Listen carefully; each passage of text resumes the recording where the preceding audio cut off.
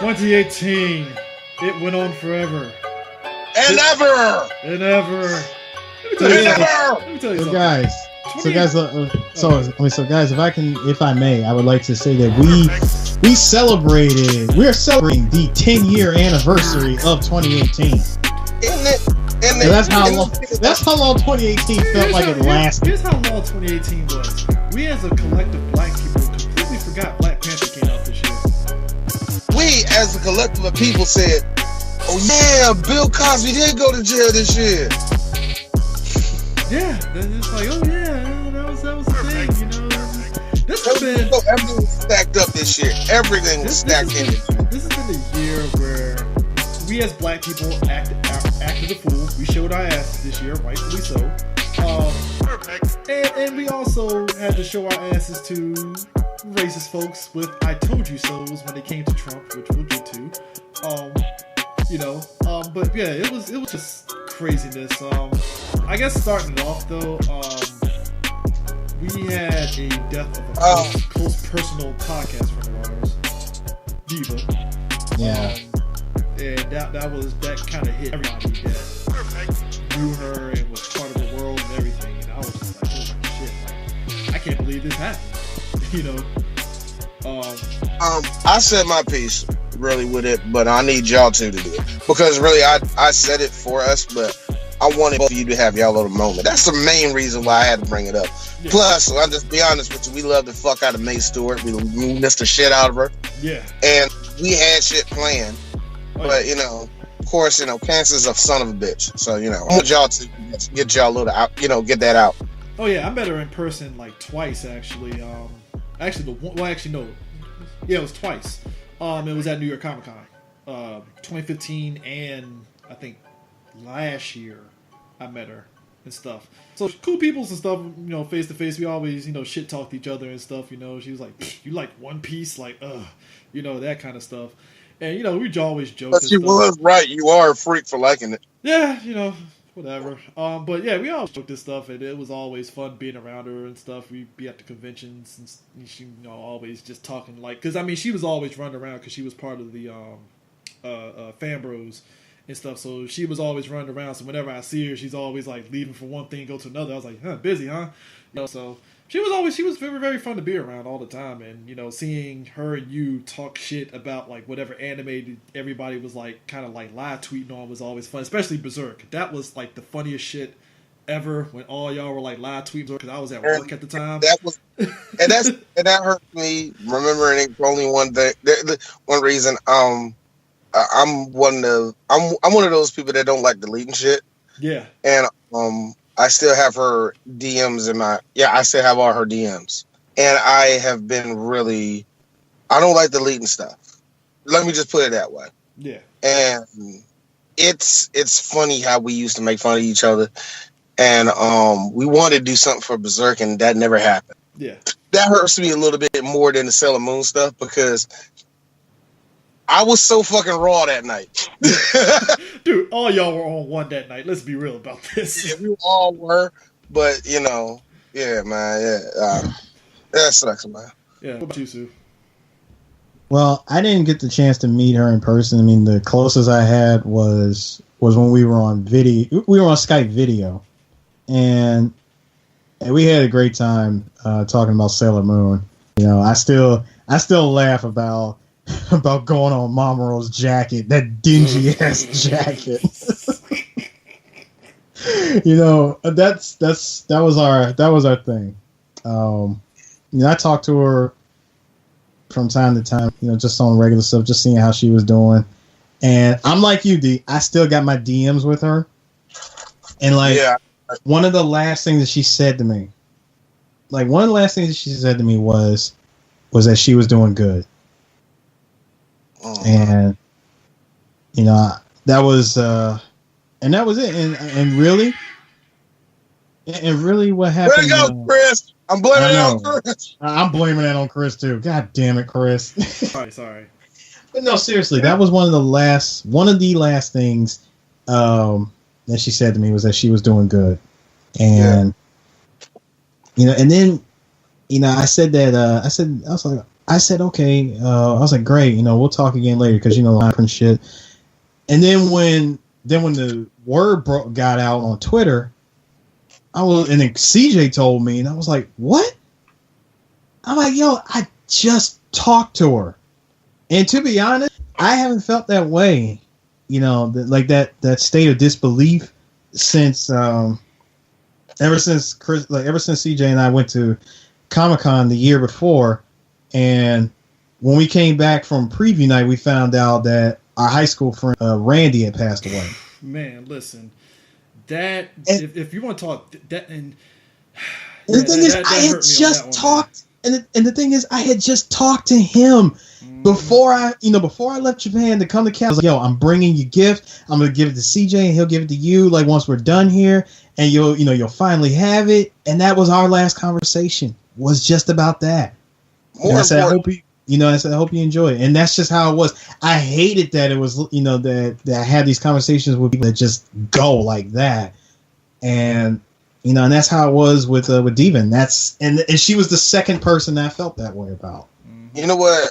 The one thing I will say, because she always proudly say that she's a Vegeta fangirl, while at the same time telling me that she hates Dragon Ball Z in general.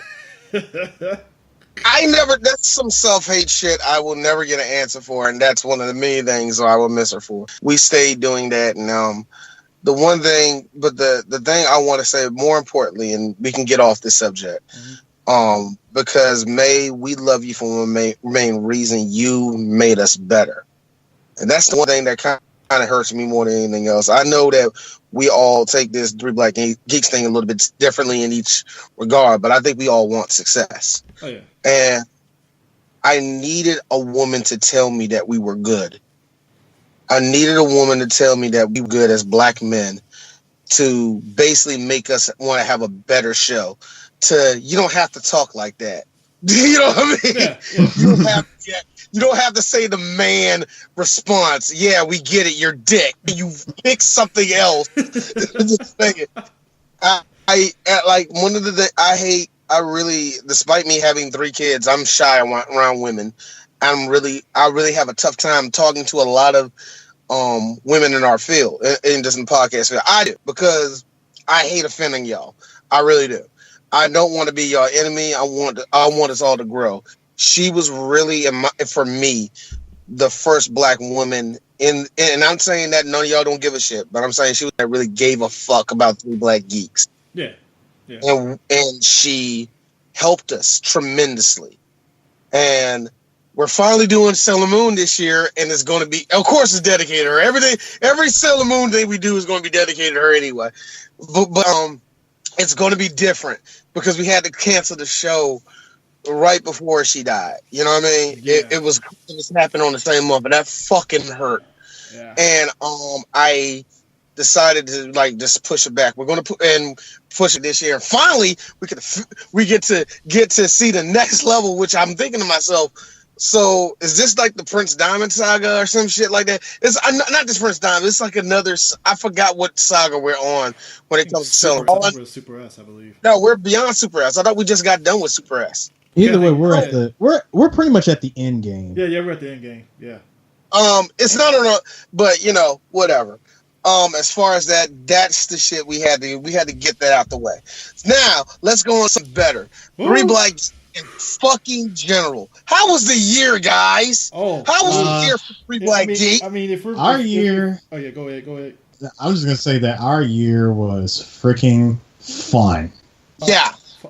Sir, fun was an understatement because if we're gonna blend this into a topic, one hashtag Universal Fancon happened. No. See, that's no way. No, CJ. Before you get to that, that's the third topic on the docket. All right. No. We're talking about it blends into it. It blends in, but I mean, that's why I said it was fun for us. Like this year in general was fun. First of all 3 of us got back together. Yeah, twice actually. Yeah, twice. And, twice, nigga. Yeah, twice. D finally after financial things were kicking his ass, he was like, "Fuck you, IRS! I'm coming to San Diego." He finally made First of all, and the IRS, I owe what? But he finally made it, and he had to deal with Spirit Airlines bullshit, which I don't wish that on anybody, not even my worst enemy. Look, first off, I didn't have a tough time. The flyover was fine. A white lady gave me some water. It was awesome. I didn't have no problem flying over. And you didn't pass out. You didn't pass out and have your kidneys ripped out. Shocking. Oh, nah, nigga, that ain't Delta. Shit, come on now. No, there wasn't. Like, hold on, that white lady didn't start stirring tea after that, did she? I know, right? I know, right? I was scared about that. I'm like, what's going on? You don't understand, like, for real? You never had like you never had this before? No. You never got wet before? Wet. Sherman Hemsley, Ashy Larry, Love Boat, New World Order. Thank you. Yo, one thing is it's because of the rebound. The rebound of Fancon, and we will get to Fancon. The rebound of Fancon was a hell of a thing because the build up to it was weird too, Chris. Where we knew this was a year that you and I found out something that was incredible. I wish I remembered this girl's name, but she works for WPGC. She told me something amazing. I'm gonna tell you, basically, not verbatim, but basically what she told me and Chris this day. We went out to the Black Panther. It was an interview with Ruth Carter and the producer. I forgot the producer's name of Black Panther, but we're sitting there waiting. We was watching bowling. Speaking of which, Eris, there's this bowler. He's the best bowler in the world. He has this hot Asian wife. It is hilarious. This is a hilarious story. We're sitting there looking only. Me and Chris hey, who that chick up front? I don't know. She's somebody's wife. I don't know, man. She look good too. There's a black dude right there for real. Yeah, there's 3 black people in there. Ah, damn. We're just looking at it. And this girl and her came in. They were talking, and she said she worked for BGC. It's like, who are you? We're 3 black geeks. Like I say, like Jay did it too. We 3 black geeks. Recognize. But she was like, 3 geeks, how you doing? Welcome to Black Media. And me and Chris, being who we are, we're like, we ain't Black Media. Oh, yes, you are. You are a voice for black people. And I'm saying this to all the black podcasters who are getting a little bit bigger. You are a voice for black people, whether you like it or not. Mm-hmm. White people look at it. People look at you and you don't know about it. I think 3 Black Geeks is the best example of it. The people that we have met this past year is a prime example. You never know who the fuck is watching you. You will never know who actually heard you and you did something for them. Okay? You have to know that you're a part of black media, and what you see your black people as, they reciprocate. If you say, oh, this black person's dirty, they're going to see that black person that's dirty, or it's whatever. Like, how you think Wendy Williams fans are so upset because they don't like nobody? Because Wendy Williams hate everybody. So you have to realize that people listen to you. And we talked to her for about 15 minutes. Very humbling. Very insightful. She said this. This is the thing that get me. She said, I work for PGC, WPGC. Top three radio stations in the DC, in the nation's capital. And on top of that, DC is a big fucking market. How come Taraji P. Henson goes to the white people before they come to us? That is true. Exactly. So y'all, and she was like, I'm pretty sure y'all done went through something where your white counterparts got to go first and you didn't. Yeah. So, hello, welcome to Black Media. And that made me see us where we stand as 3 Black Geeks in a whole different other light, and then going out to San Diego and be out there with a gaggle of black press is fun. Listen, you don't understand how fun it is to be black press. Oh wait. There's one. Hold on. There's one more thing. One more thing I wanted to mention. Also, you guys had like a number of interviews that I wasn't able to attend, but there was one that I hooked up for y'all, mostly for CJ. So thanks to my connection with my good buddy, shout outs to Jason Harwell, I got CJ hooked for Saturn's Rings. In Saturn's Rings, that interview at the harbor, the one that our good buddy LeVar Burton is narrating. Yay! I think LeVar Burton had a great year too, by the way. It was like I said, and our bounce back from Universal Con, which will, like I said, I got to meet who was that? Who was that? Seller J. She's like, wait a minute, you were that dude that talked about what happened at Fancon, which happened like 8 times that day. It's like you're that guy. Okay. Why Comic-Con? Because that's where I also met Slayer J. I met her too. Lovely woman. Lovely. Yeah. Talk about her titties, Eris. I know you want to. See, you know when she's listening to this and she's just waiting for it. And titties. And my breast. No, see, first of all, that was all D. See, I was going to be the gentleman about it like I was when I got our picture taken. I was being a total gentleman about it. I wasn't going to say nothing about him. Now, just because I wasn't going to say nothing about him does not mean I wasn't saying nothing about him in my mind. I know he's going to say, well, doors open now. Them breasts. Doors. And on top of that, come on, man. I'm quite sure she's heard almost everything. Oh, yeah, pretty sure. Yeah, pretty sure. I'm pretty sure. So it's kind of pointless for me to even say anything about it. But like I said, back to my original statement. Lovely woman. Hope to see her again. I also like the fact that we became, like, people knew who we were. I know thanks to, I'm not saying thanks to me, but that had a lot to fucking do with it. And it was just it was amazing. If you vaguely knew who we were, you knew where we were right after all that shit went down. Oh, yeah. And again, I'll get into it, but then because of that blowback, we got to talk to me and Chris got to go to Georgetown. Let me tell you something, folks. Let me piece it together, because I never told this story of how this happened, right? So, Chael Coker, shout outs to him. He wrote to that movie, just came out, great movie and stuff. And I think he's actually got picked up, I believe, by Netflix. I think. I don't quote. Really? I knew he was going to get another show anyway. Yeah. But anyway, so what happened was Chael had listened to me and Sam when we were our Luke Cage season 2, because we had gotten early, like literally like a month in advance, which is the first time ever for us, because we always get stuff either a week in advance or like 2 weeks in advance. This shit was like a smooth a month and a half. So me and Sam had to shut the fuck up about any spoilers for Luke Cage season 2. So when the embargo was up and we could put our review, Sam had jumped on the show for me. We were talking about Luke Cage season 2, and apparently Chael Coker had listened to it, and he's like, oh man, I actually like you guys' you were critical, but you actually loved everything that we did. Hey, I'm going to be in the DC area, maybe we can hook up. And I was like, all right. So what had happened was that, I think it was that Monday. Monday? Yeah, that Monday I was at work, and I was like, hey, this is my number. If you still in the DC area, you can give us a call. We can do that.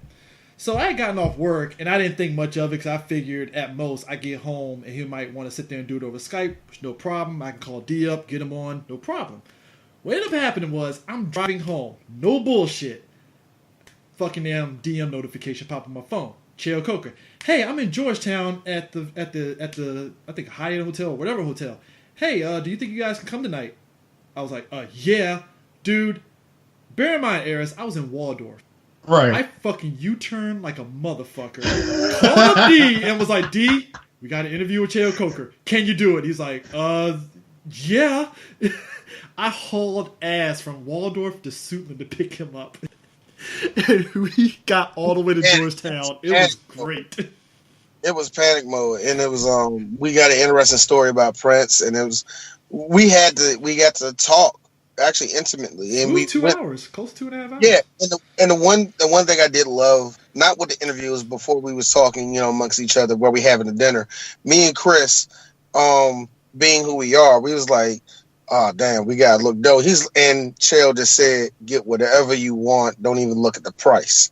And I forgot, this nigga got Netflix money. I forgot about that. Oh, yes. Then we looked at the prices. Oh God. Oh my God. Why is it like $50 for a salad? What the hell? This isn't my first rodeo at this type of restaurant, because that's like a once in a year thing for me, but like still. Good for you, nigga. Good for you, nigga. This is not D. This is I was like, this is Georgetown. Oh, that's hey, I want my girl out for a nice night. New York strip steak. New York strip steak, $125. This is beyond me. Exactly. And 125 for me is still a lot. I'm like, I am not spending 125. I'm gonna take my ass to Texas Roadhouse and Bowie. Oh my God! Whoa, wait a second. You want 125? Yep. Dog. Then they had the nerve to have this hummus. I'm like, this is hummus. This ain't gonna taste. This hummus is beautiful. What the fuck? What is in this? This tastes good. This is hummus. His son's nice kid, Cheo Coker, coming out and doing that. And for somebody, in my opinion, that's small, was amazing. That was beautiful. It was so uplifting. The one thing I will say is this, and this is what I'm trying to tell you people, especially the ones that are getting hot. You never know who is listening to you. Mm-hmm. So if you're going to be a critic, fine, be a critic. Be fair. Don't be an asshole. Yeah. Don't be an asshole. Because you want to know why none of these Star Wars motherfuckers are getting, Star Wars podcasters are getting on? Because they talk like dumbasses. Oh, Lucas ruined my childhood. What the fuck kid are you doing? Women. Hold on. Wait. Shit on J.J. Abrams. Ugh. Hold on. Flip side though, before you get mad at them, what about all the rest of you liberal cuckolds, you motherfuckers? Oh my goodness, there need to be more women in Star Wars. You know what's missing in Star Wars? A transvestite. We had like 80 of them in like the first Star Wars. What are you talking about? I think they were background, but I see your point. Yo, look, I'm all for it. No, if they're not holding a lightsaber, it doesn't count. What is with the male fascist movement inside of Star Wars every time? Look, it's always like and the thing is, it's nothing wrong with that, but it's like, yo, there's a line where it's like, hey guys, chill. I think the reason why we got as far as we did is because we're very real, we're very vulgar, but at the same time, if you break it down, we told people last year that Booty Call technically is not that bad of a movie. That's what I'm trying to talk. I'm just saying, if we get it's not at the same time, it's not that good. It's not good. No, it's not good. What I'm just trying to say is that we broke it down. We actually saw it for what it is. You have to, if you're going to flex intelligence, actually flex intelligence. Don't flex the intelligence of someone else. I'm just saying, if we get a DM, be different. Say stupid shit. Say, I don't give a fuck what y'all say. Man versus Superman made me come. It's excellent. Say stupid shit. Yeah. That's all good. But guess what? You have to sound intelligent. Bear in mind that we said that about Booty Call at an interview for TV One. Mm-hmm. Yeah. Which I would say that was fun. That was a fun interview too. I ain't gonna lie. That was a fun interview. And like the response that we got back from our boy. From Jose Sanchez, the response we got back from him was, it was very eye opening for me. Oh, yeah. And I wanted him to answer. He basically just said it's how black people see ourselves, and the way he broke it down, I was like, "Thank you, brother." I wanted an actor to tell me that because I got to hear constant niggas. That's Illuminati. Shut the fuck up. I didn't hear about Illuminati. They trying to get in the split. Yo. But actually going out there and talking about Comic-Con, a couple of things from me. I got to say, Eric, you and I interviewed Goku, and that was amazing. Sean Schimmel was excellent. The best answer I ever heard. When it comes to people that look at Dragon Ball, he said, I would say black and Hispanics, number one. I'm like, damn, like this nigga. He knows. Then he went military number two, and I was like, yep. Yeah, they're like, he already know. Black people and Spanish people love us some Dragon Ball. I love that. Side note, me and Prime confirmed this. Hispanic people love them some Night Zodiac. FYI. Something I loved was when I told Sean as a dude, I said, look, Sean, I flew all the way from Japan just to have this interview with you. And he was like, and look, his face was, wait, you're over there? And y'all were there when he said it. You could hear the Goku in his voice when he said that. And it sucked because, he's like, but I learned, of course, what we all knew about him doing Goku's voice. You gotta talk like it's the first time you meet. Hi, how you doing? My name's Goku. I will say this though. Probably the It was so funny. It was so funny. I unintentionally got him to sound like Goku when I told him in Japan. Funny thing though, I would say this because we were at San Diego. Since all three of us were there, we were finally able to split off and do a lot of coverage. The funniest shit ever was when y'all showed me y'all interaction with Neil deGrasse, and it's exactly how I knew it was going to play out in my head. I didn't tell that to you guys, but like as soon as y'all saw it to you, I was like, "Yep, I knew that was going to fucking happen," I'm happy. The interview with Neil deGrasse Tyson was probably one of the best, probably one of the most exciting moments, in my life at that time of the convention. Because for one thing, we saw Neil when he walked in the room, and Neil had this look like. Not a single, he was like, not a single Negro in sight. This nigga looked over to his right, saw us, he's like, whew, okay, this is about to be fun. And their name was Three Black Geeks. And it's so funny because this is the greatest part about it, though, Chris. Beside us, me and Eris were trying to figure out what we're going to do, and I can hear Neil talking like, yeah, so, this is all new about science and wonderful and all that crap, right? You're like, this one, all right, thank you. Hey, how you doing? What's up, man? What's good? Bro, let me tell you something, people. This may be a rumor, but it's very true. Neil deGrasse Tyson is maggerish, my nigga. He is from, hey, look, y'all got to realize he's from the Bronx. The nigga already know his people, man. This is why I'm looking at Sue like, hey, Sue, just go on ahead and just drop the raw footage of y'all interacting with Neil and don't even put an intro to that shit. Exactly. I feel that we need to do that, man. Neil deGrasse Tyson, wonderful. Look, Eris got to say one day because Neil's a strong ass nigga. So he grabbed Eris and I was stepping over to get to the camera. You can hear clearly that Eris goes, the Matrix. That's what I felt like. It was like, he was like, hey, come on back over here, man. This man, bruh, I got snatched by Neil deGrasse Tyson. He snatched me back, and I was like, whoa, the Matrix. Boy, my dad lost his shit because my dad loves reading a lot of his theories on. My dad lost his shit. I was like, I was told you I was interviewing Neil deGrasse Tyson, nigga. When I took that picture, like of me, D, and Neil hitting the pose. When I took that picture, I was like, here you go, D. Give it to, throw it up on Twitter, throw it up on Instagram. Just go nuts. Have fun with that. Yo, man, I love that I love the fact that happened. You know what I mean? What I love is how he was niggerish with us, right? And as soon as we were like, all right, Neil, take care, man, have a good time. And as soon as he walked away from us, yes, hi. He code switched like a motherfucker. I know that he did. Oh my God. Next time. It was a real life reenactment of the Key and Peele sketch where he became president. He sees black people. Oh, come on over here, man. Come on over here. Look, come on. They're like, hey, man, this is all we got. Walks over to the white people. Yes, hi. How you doing? Real talk. That was a highlight of this year, was that Key and Peele shit. Just the fact that, and maybe it's because of Jordan Peele and where he's at and stuff, that got people memeing that whole Obama shit. But that still is top 5 funniest shit on Key and Peele. And especially when he got to the last, he was like, oh yeah. Come on in, let's go. That's how Obama was, man. Say go around white people. How you doing? Yes. Oh, yeah, you saw that one picture where he took hands with all those white people, and that one black dude, he did the fucking black man handshake. I was like, yep, there you go. You're like, what's up, bro? He did the black man handshake. I love when he gets to George, when he gets to Peele, right? He walks up to him. He stops. Like, what should I do? My man, Secret Service dude, walks over to him and says, 1/8 black.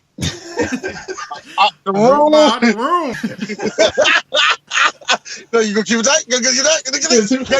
It's like, all right, we're good. Yo, for me, it was not only during the split up of us. For me, it's weird. I bumped into JDF, and then later on, we went to the party. We bumped back into JDF right before he took his bump. For those that don't know, so JDF, he travels around to different conventions. So he went from there and he went to New Orleans for a convention.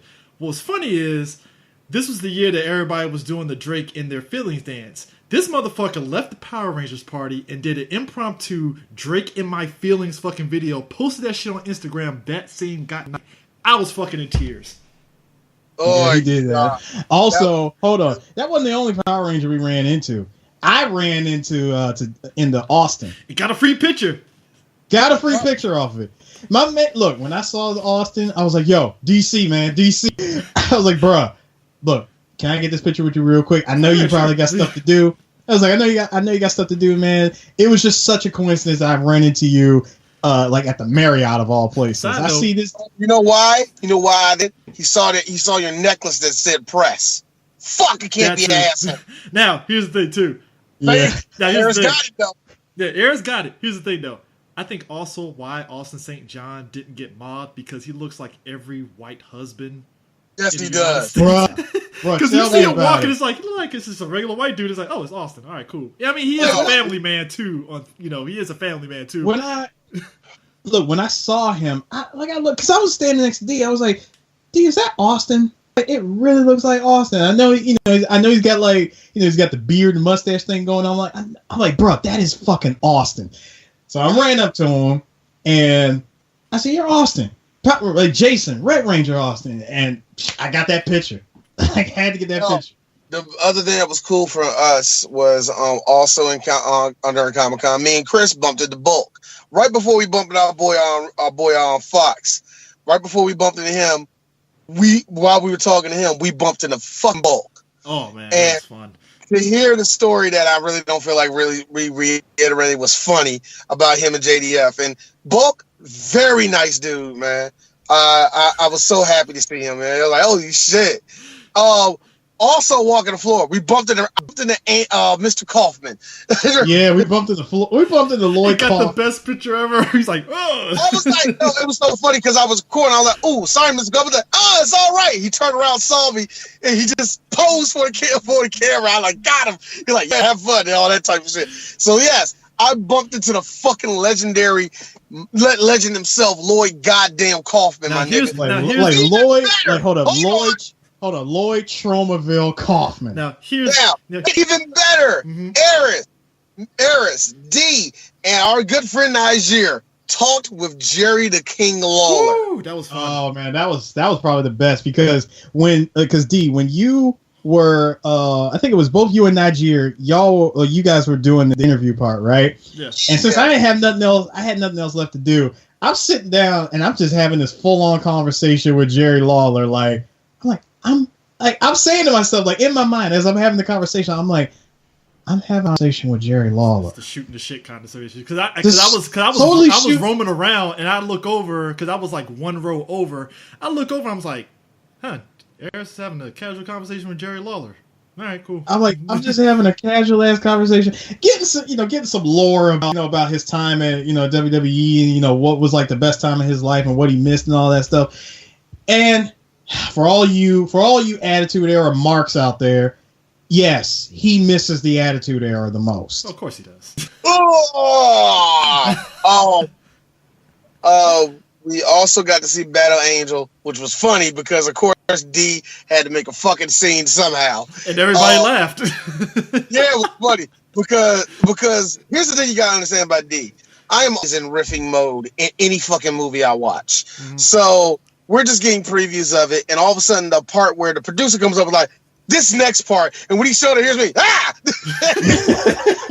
Now, here's the piece of de resistance of San Diego. And I think this was unintentional, but it was fucking hilarious. So Marvel didn't show up this year, and DC decided to take over and stuff. So they had their Hall H for Saturday morning. Oh, yeah. God. DC with the layup of a lifetime. So we're in there, and we're in the press box, right? So I happen to look over. So I want y'all guys to understand the lineup here, all right? Just, so it's us three. It's Sam and his boys. So that's 6 already. Niger, that's 7. Chris and Phenom from MTR. So that's, 9, right? Yep. It's 9. Goddamn, from Gaming and Then Some. Sterling and his wife. Yeah, Sterling and his wife. So that's 11. There was a couple other black people, so that's that was sitting at 13, 14-ish. And And when all said and done, the press pit looked like fucking Wakanda, nigga. Yeah, it was intentional and shit because we were all looking around like, there's a lot of black people in this press box. We all that know. was, that was the funny. That was the funniest thing that we noticed was we're sitting inside the press box.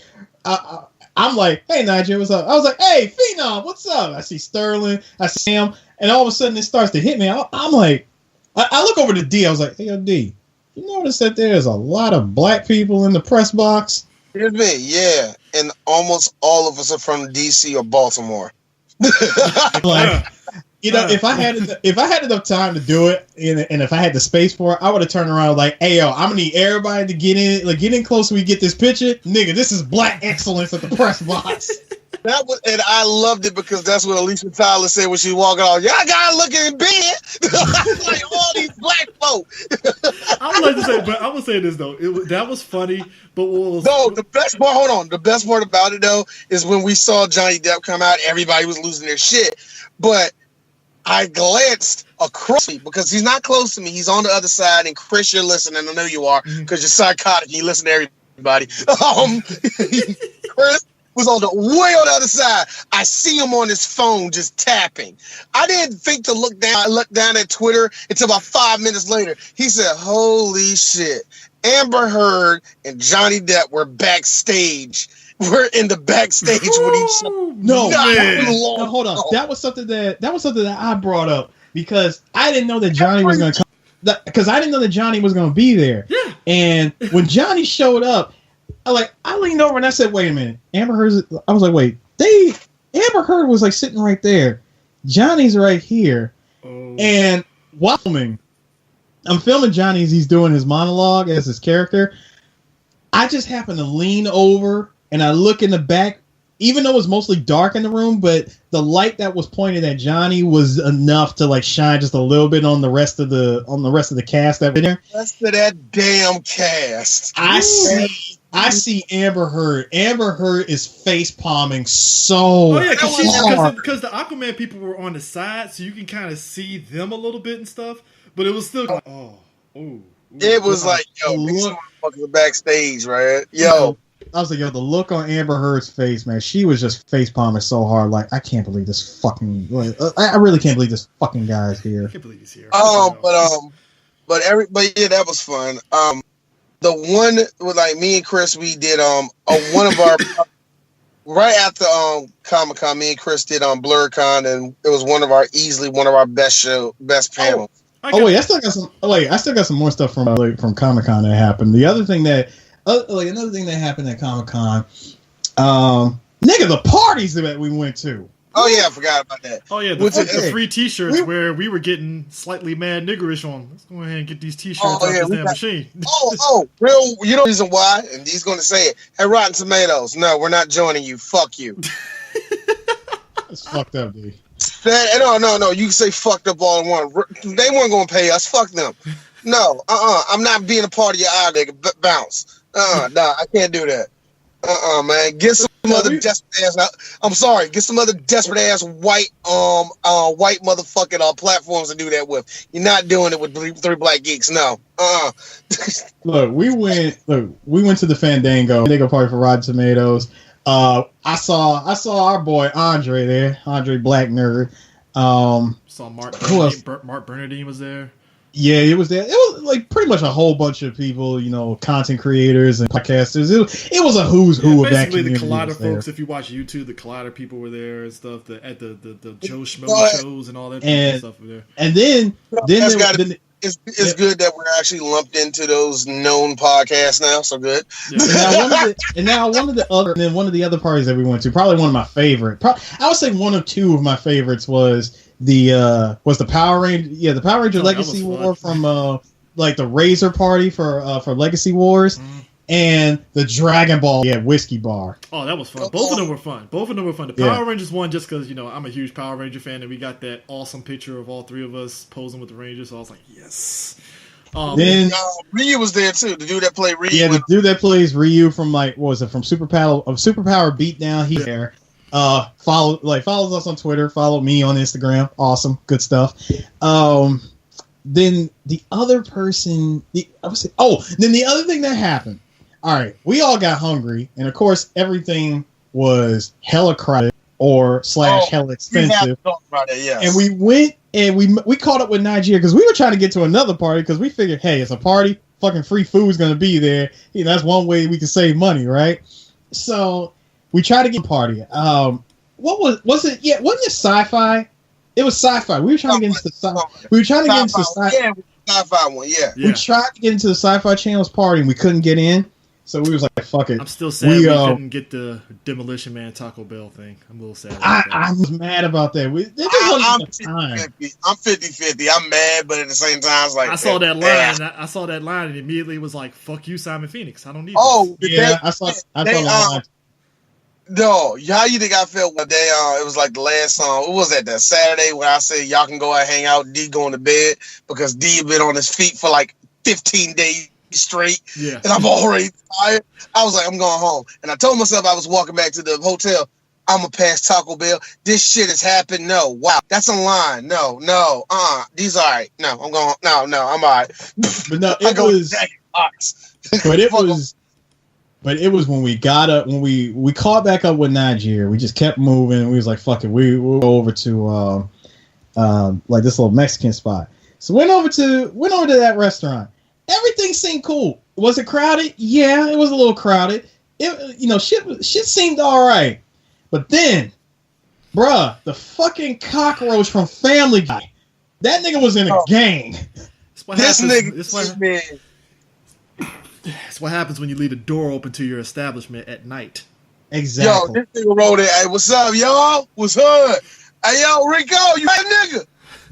Rico, I know that. I like how us as the black people working today. Hey, is Rico working today? What you mean he got fired, nigga? Man, whatever. I'm gonna chill on this wall, all right? I'm just saying.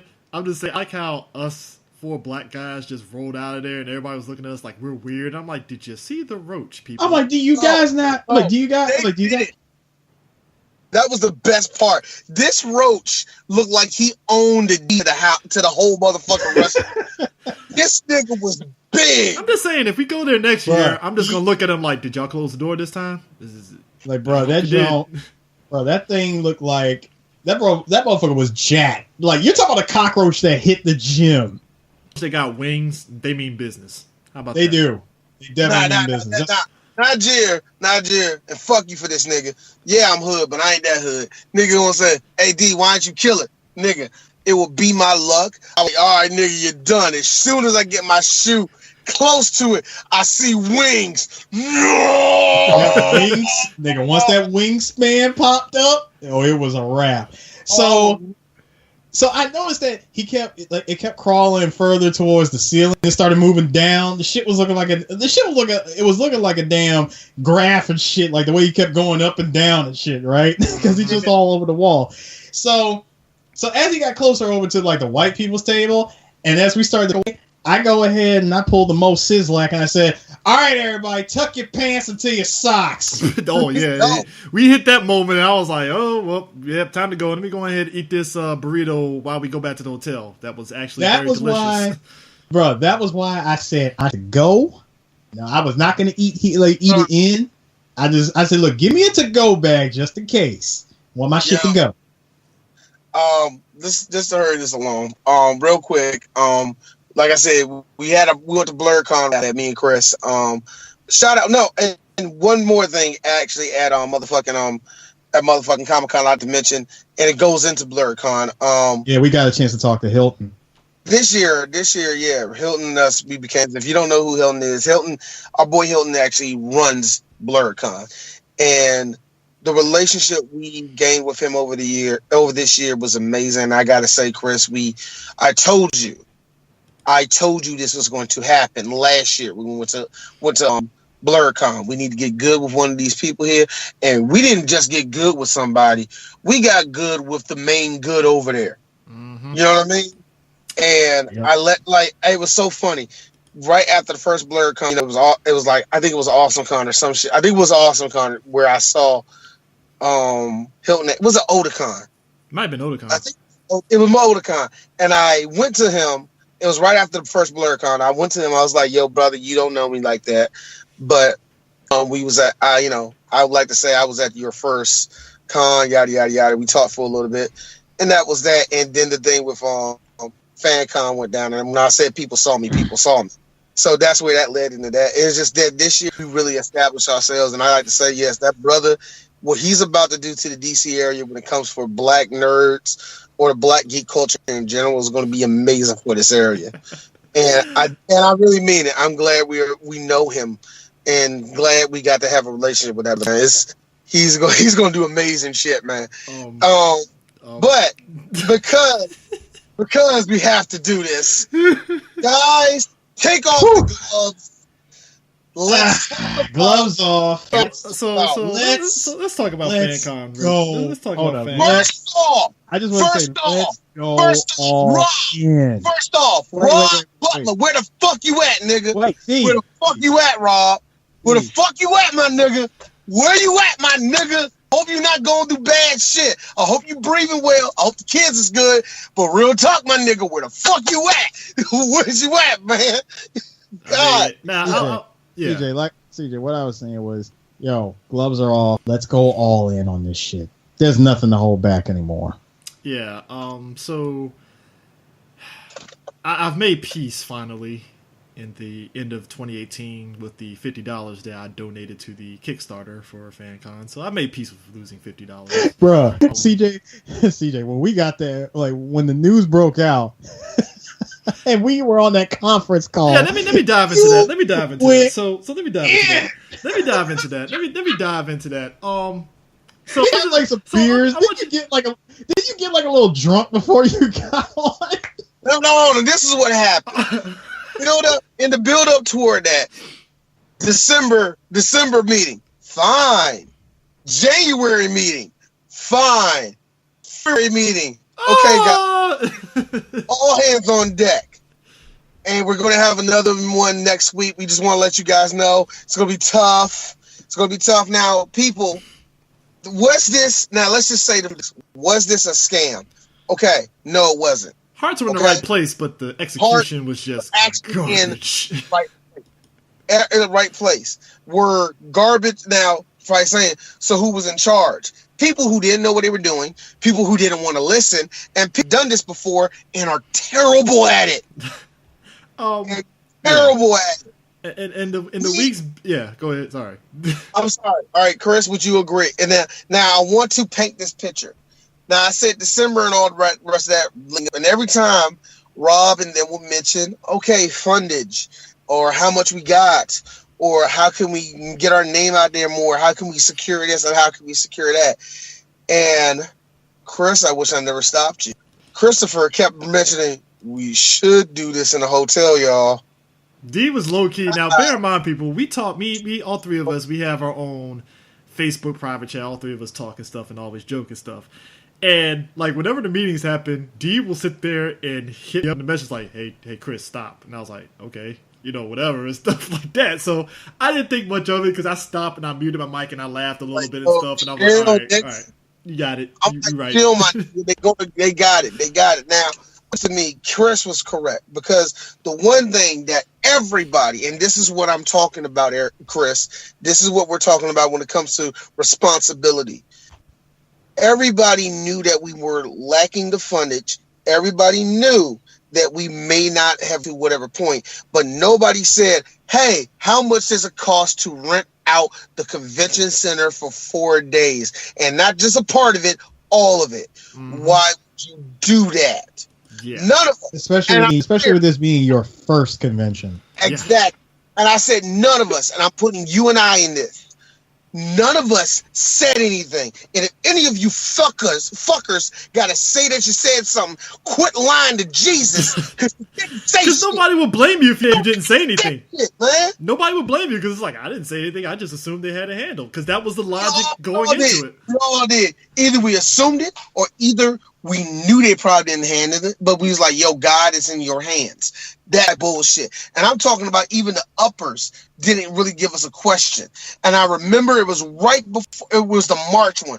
The March one was the fun one because the March meeting, the all is lost moment happened. We had fucking Carl and Lucy show up. Snyder was running security. All right. So I've run security up at this before. I had this type of facility before. I've been doing this for years. It's got to be real. Who the fuck's coming here? Like, honest, who the fuck is coming here? You really think that people are going to be flocking for the shit that you have? First off, D. I don't know if D saw this. That was like first time. Like sometimes in meetings, if there's face, I'll turn the mic off if something is fucking hilarious to me. As racist as that motherfucker, I took my fucking face. I took myself off camera and muted my mic, and I was fucking dying laughing. I shouldn't have, but I was. No. You were rightfully so, because I'm not going to mention his name because I don't want to get his name wrong. You were right. You were right, CJ, because you've been saying this shit all along. But he was saying it. He was telling us this. And we're doing all of this bullshit. And you know the best part about it, him and the other guy, he was gay. They were going at it, and it was like the gay guy trying to hit him with like, "Oh, you straight white male" type bullshit. It's like, dude, shut the fuck up. Male. I like, yo, for real, dude. I know what you're trying to do, but he's about to dunk on you right now. So shut the fuck up with all that fucking gay man wit, because that's not going to save you from this nigga telling you the goddamn truth. Yep. And here's the best part, and I want to mention this too. The two people that everybody wants to blame, Rob and Jamie, sat there with a thumb in their ass. Jamie had nothing to say because at this point, Jamie is fucking stressed out because Rob is trying to get her to make magic happen. This is the only reason why. Wine and all that stuff. This is the reason why I actually was with Jamie. I'm going to say this, and I know the shit that she did this year was fucking foul to a lot of people. I'm trying to separate this. I'm talking on this issue.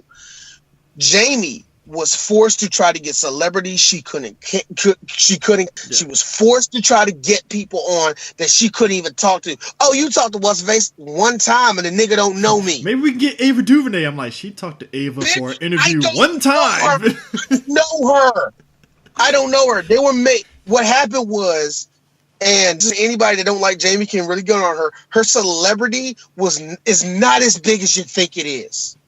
On surface, it looks like it is, but it's not like surface deep. Looks good. It's actually, and when you really think about it, Chris, it's telling to me, because he looked at us. Wait a minute, y'all interviewed who we did this and that. Wow, that's amazing. Yeah, because by sight you think we won't do that shit. By the way we talk, you think we won't land shit like that. That's my thing. You think with Jamie, she was with everybody. She just did. Jamie, she told us straight up she went broke trying to put in for this shit.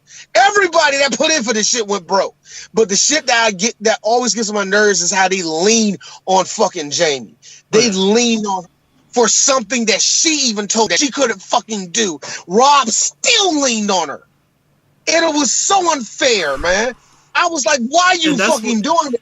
And that's when it hit me. Holy shit, this might not happen. And the thing of it is, what made it crazy, the tweets leading up to that penultimate day, because Jamie was like, "Oh man, we get these businesses in Baltimore because Baltimore needs us more than we need them." And you read the tweets, and then like that Friday, the nuke dropped at noon. I was like, "Oh boy, this was a hell of a nuke." Eris came into town. Our boy Eris came into town. Beautiful moment that we had with him and his family. Beautiful moment. I loved everything going. We feel good. D had a plan for us to do what to do in the hotel room. I was already writing the skit, which we may do later when you get home, Eris. But I had plans. I was getting everything out. I was going to say what we're going to do, and then that nuke hit. That nuke. Amazing. I was at work. All of a sudden, people are saying, why did the hotel just give me my money back? Mm-hmm. And the nuke dropped. And let me tell you, reading those tweets, and I'm just sitting back like, oh man, oh God, oh dear God, what's happening? Man. Oh God! Oh man! I'm sitting there at work now. I should be working, but like I put that shit to the wayside just to read the tweets and the jokes. But the tweets from angry people, and I'm sitting back like, oh boy, Oh God. Because I hit up both. Hold up, I jumped in on the group chat. I hit up the both of y'all and said, "Hey yo, Fancon is canceled." Uh-huh. Now let me tell you something that was so amazing. A few days earlier, 2 or 3 days earlier, guys, it looks like it's going to fucking happen. Door sales is all we need. All we gotta do is walk and make it to the finish line. If we just open it, it will work. If we just open it, will work. Let me be honest with you, everybody. This is why I get mad at everybody else. And this is why I took offense to a couple of people at Fan Bros and said I became a hypocrite about it. This is why I took offense to this. Because what happened was nobody in the room at that point stopped Rob from believing that, and everybody believed that it was going to work out. All of us at that point was like, we're opening this shit up. What happens? All we have to do is make it to the opening day, and that will work. We all had our name on the line at that point, and it was famous with Three Black Geeks. I saw what was happening. And I told Eris, guys, I just kind of foresaw the future. Not saying this shit is not going to go down, but if something does go down, I looked where everybody positioned themselves, like where they wanted to be at, how big they wanted their shit. And I looked around and I said, Three Black Geeks is going to be all right. Oh, there's a lot of like media folks that were all right coming out of it. Honestly. Yeah, and you can tell there was a bunch of us. I'm going to say nerd also, because they were just like us too. They were like, I don't know. We knew they were like, I don't know. Yeah. They were in what's the face was too. I forgot the other group. They were the same way. Like, we're going to be fine, but are you sure? Well, sketchy. Everything went through. So when it went down, and we're getting DMs from people we didn't know were our fucking fans telling us what happened to my tickets and shit. Everybody, and then we got that fucking meeting that day, and Rob telling us, well, it didn't work out. Let me tell you something. Wow. I at the start of the meeting, I was like, fuck it. And Patrick, he's another guy. Shout out to him. He was the one that speared Comic-Con. Shout out to him. That dude. Yeah, Patrick. Yeah, I mentioned him. Patrick was there, right? So I was like, look, let me start this off because I gotta get this shit off my chest. I vented for a solid like maybe 15 minutes. No, Chris, she was on there for a solid 5 minutes. 5 minutes venting because I was like, look, man, I got people on my ass right now. I got people asking questions that I can't fucking ask. And I was just a smooth 5 minutes. And after I said that, it was silent for 30 seconds. And it was like, and I don't think you heard me. I was on the other end. I was like, is any of you going to talk? I was upset. I was legit upset because here's my thing. Even though we dodged the bullet, my fame was on the line of this shit. And none of you got shit to say about it. Now, I know other people are mad for their own reasons. I know other people are mad for their own reasons, but let me tell you why I'm mad. As a dude that put in for this shit, I saw y'all ignore all the smaller people like us, not listen to us, and not take care of us more, just because that person had a little bit more listeners or had people you like. And I'm not even saying the favoritism thing kicked in, but let's just be real, because we're black media. Favoritism runs a long way in our shit. So I don't want to hear about how y'all didn't get listened to. You just are mad because nobody listened to you. Oh, I'm not mad. I'm not mad at all, because all you fuckers went down with the ship and act like y'all had nothing to fucking do with it. Basically. None of you. Yeah. None of you. Everybody that was in there that had a voice that was so proud. I want to do this. I want to do that. Sat there, jerking off the entire time while Chris is telling you all why you fucked up. Yeah. And what did y'all do? Stay silent for 30 goddamn seconds. And I'm upset. And my best friend just spent about $2,000 to come over here for your shitty ass fucking con that's not happening right now. And all you can do is like, hubris. Fuck you and your goddamn hubris, bruh. You knew this shit 5 months you didn't do the right thing. Now, you didn't do the right thing. Here's the kicker. The kicker to this was, okay, so I said that, right? And I muted my mic and stuff. And they were talking. I forgot who came after me and was venting. They said something funny, and I immediately took, and D saw me take myself off the fucking camera. And immediately he went to the chat like, dude, dude, do you see this shit? I was like, yeah, I see this shit. I was fucking in tears. Dude. Yeah, I know which part you're talking about, Chris. I saw that and I was laughing my damn self, even though I was pissed off because, again, I spent money and hell, you helped me get home. Yeah. Because I felt like, okay, this is something I need to be a part of. I took like a cool month from work to come home and almost stayed home too. I almost didn't go back. But and you know what? You know what? I was going to give her that piece of shit apology. I mean, come on. Nah, you my knew that favorite. was gonna happen. No, see, my favorite though. My favorite was the day after. It was the day after the dust settled. That's when everybody started to go in, and that shit was like, I'm thinking, Fancon was a trending topic on Twitter, and do you remember? Homegirl from I think she was from either Fan Bros or one of the podcasters that's close with us. She went in on both Rob Blur Girl. Yeah, Blur Girl. Yeah, Blur Girl.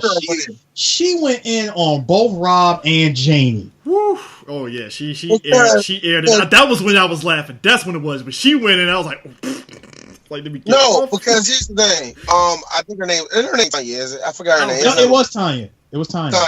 Here's the thing about her. And I'm being real.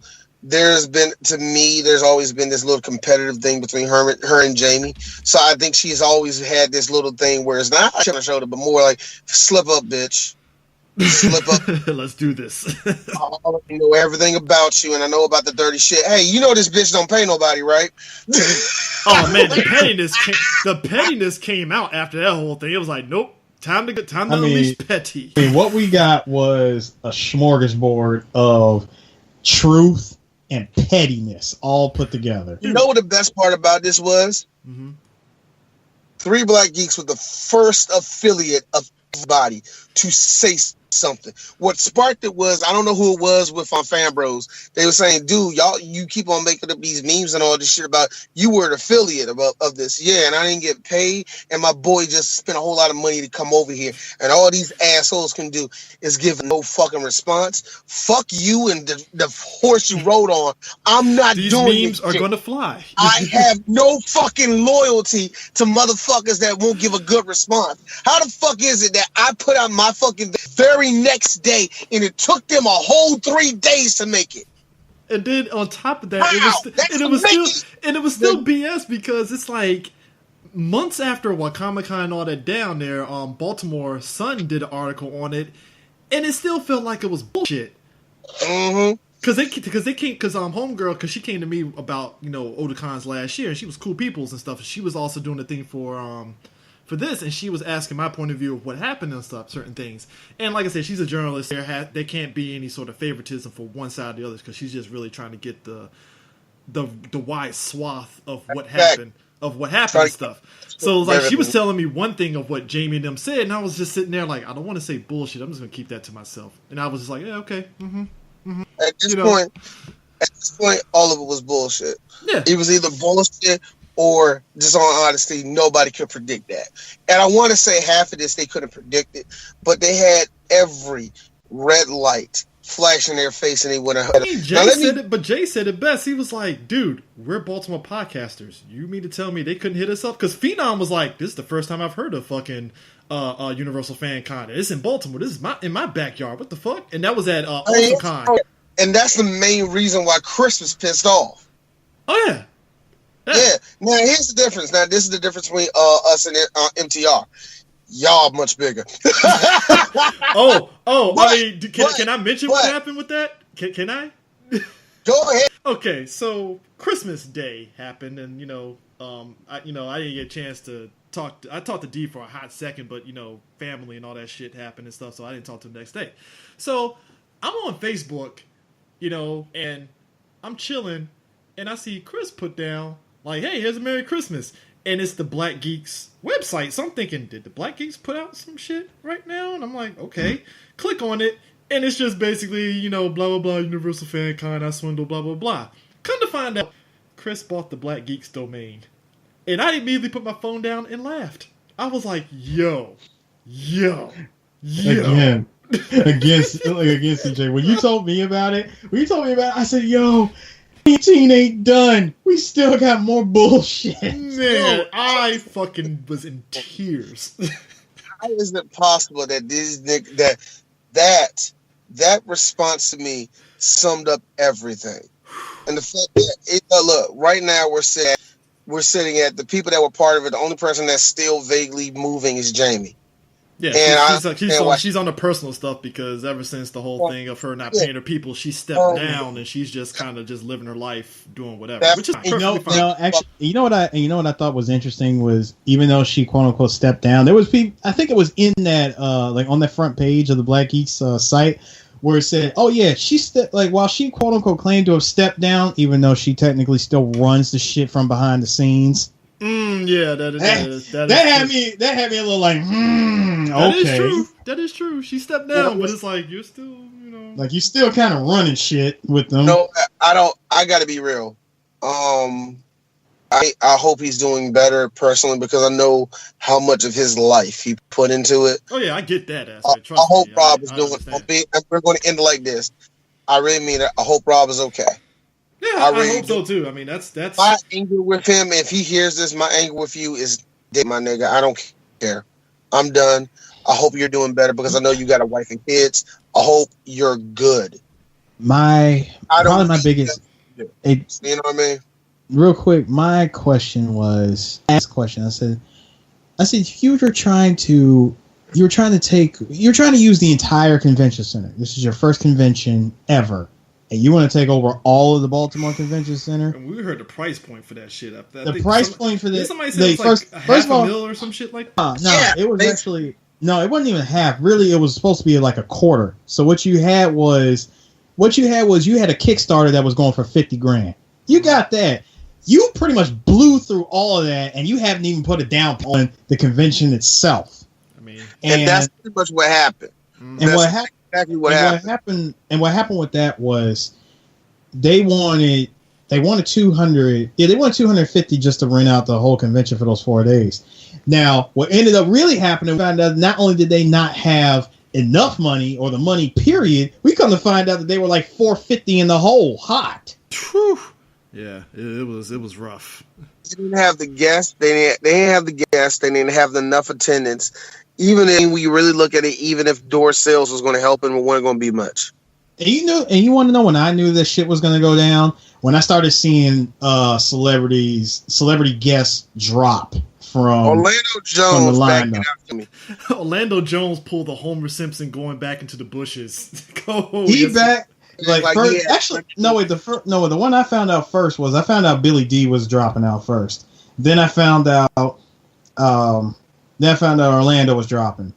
Then I found out I think Phil was dropping. And then what's his face with the rapper? Freaking Big Daddy Kane was out. Yep.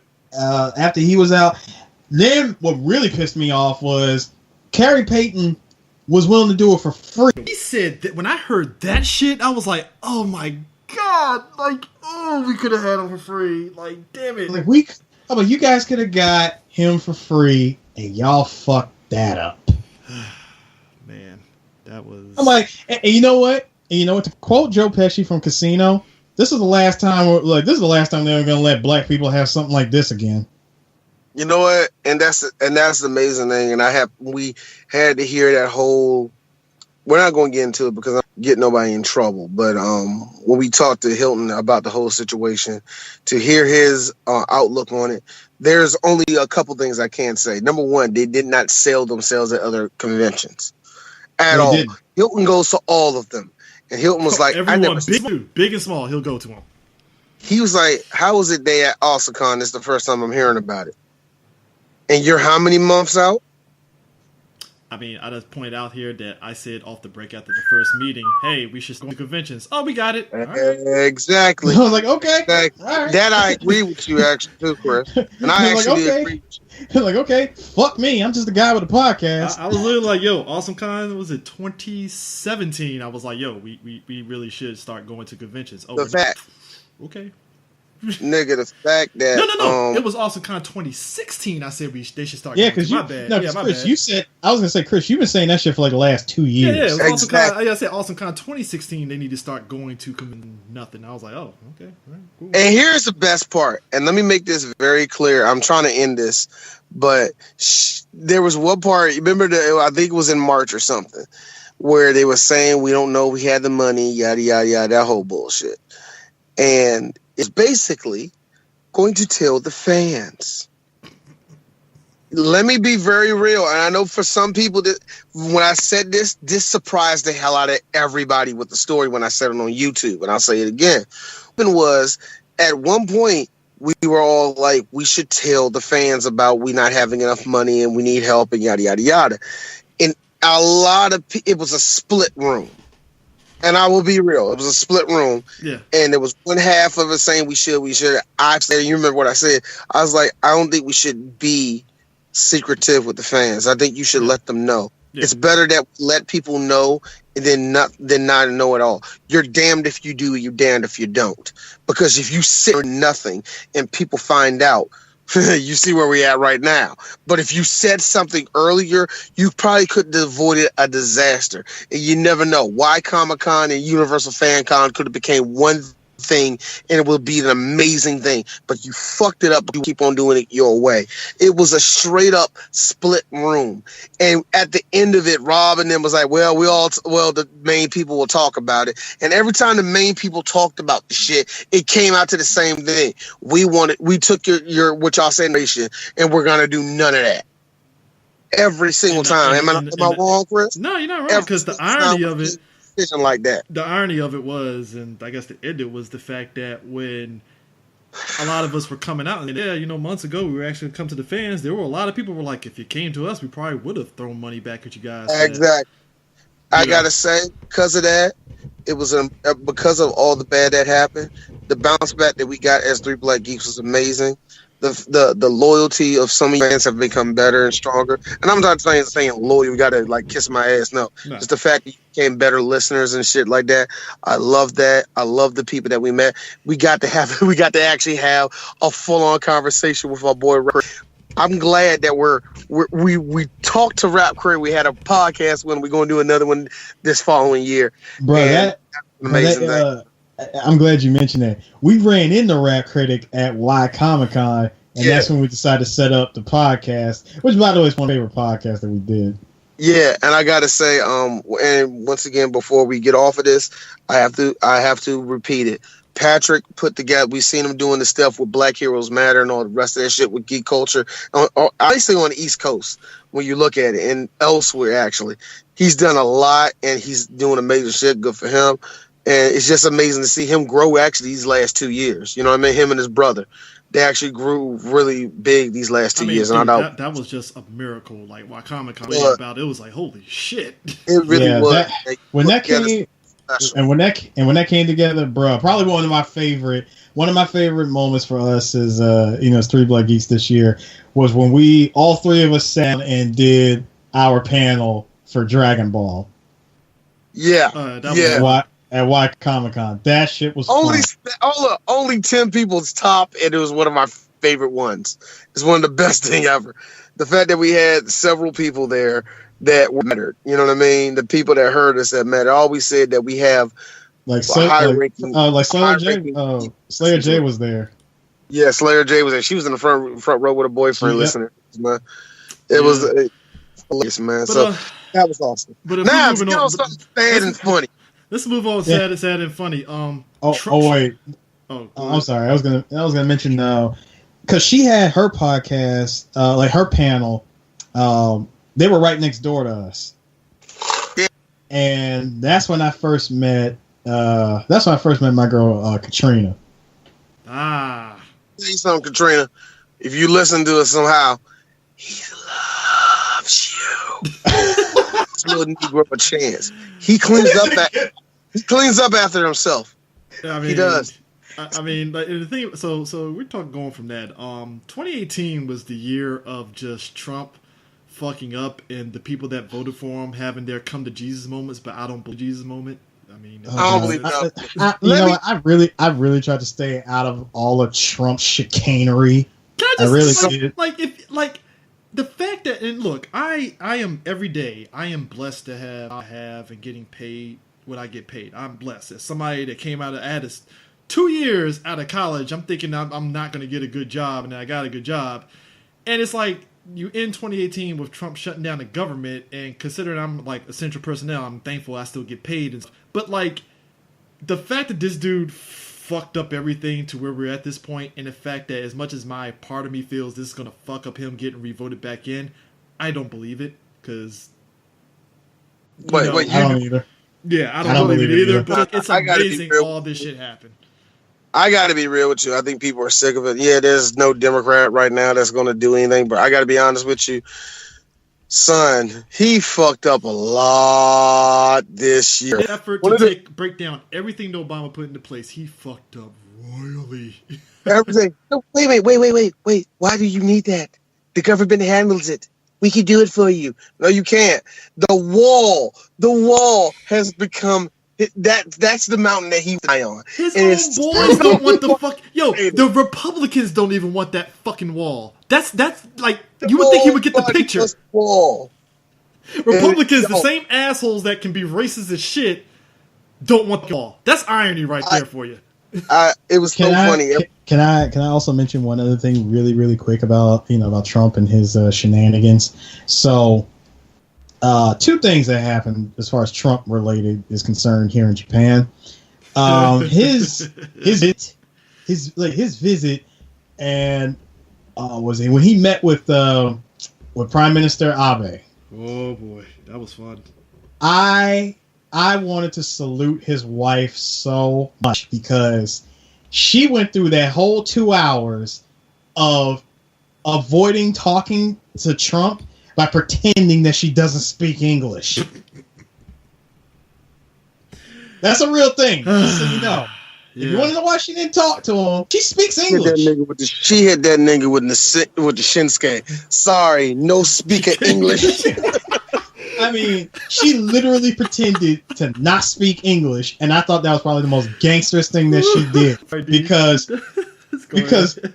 then the other part when he goes in to like shake Abe's hand, brother, look on his face after shaking Abe's hand. Abe turned around and he hit. You know how he hit that silent wow moment. He did that on camera, and that was right after Trump got out of the office. Second thing that happened. Now this is more what happened to me because I was there to see it. I'm on the train, heading towards North Tokyo. I'm passing by Uchi Station, which is like 2 stations down from Tokyo Station. Okay. And as I'm passing it, I look we stop at the station. I look down, and I see like the big train, I guess like one of the original trains or whatever that was in Tokyo, because it's like a big display. There was a rally going on. These big ass signs that said Tokyo loves Trump. You want to know how many people were at this rally? Let's say less than 1/4 of the amount of people that was at Trump's inauguration in 2016. I believe that shit. Yep. It was. Ain't nobody coming to see you, Otis. What nobody there. It was somebody bullhorn just talking all this random shit in Japanese. I'm like, yo, turn that shit off. Take all this down. The fuck are you doing? Like, y'all don't even deal with this nigga on a daily basis, man. That is fun. You know what? One of the greatest things about Trump for me this year was seeing him being out with getting fucking Allen Iverson crossed up by Nancy Pelosi. That had to be the most entertaining thing in the world. So he's right there like, Nancy, I don't care what you say. The wall's going up. No, it's not. Why the wall's not going up? Because we have to be in agreement. So be in agreement with me. That's all you had to do. No, motherfucker. You know what? You're an ugly woman.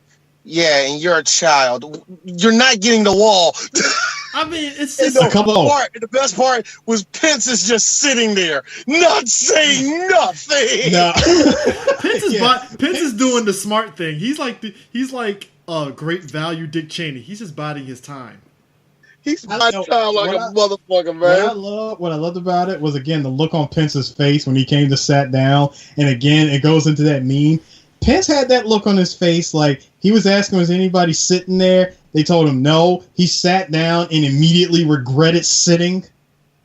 They had the motherfucker look like he fell asleep, man.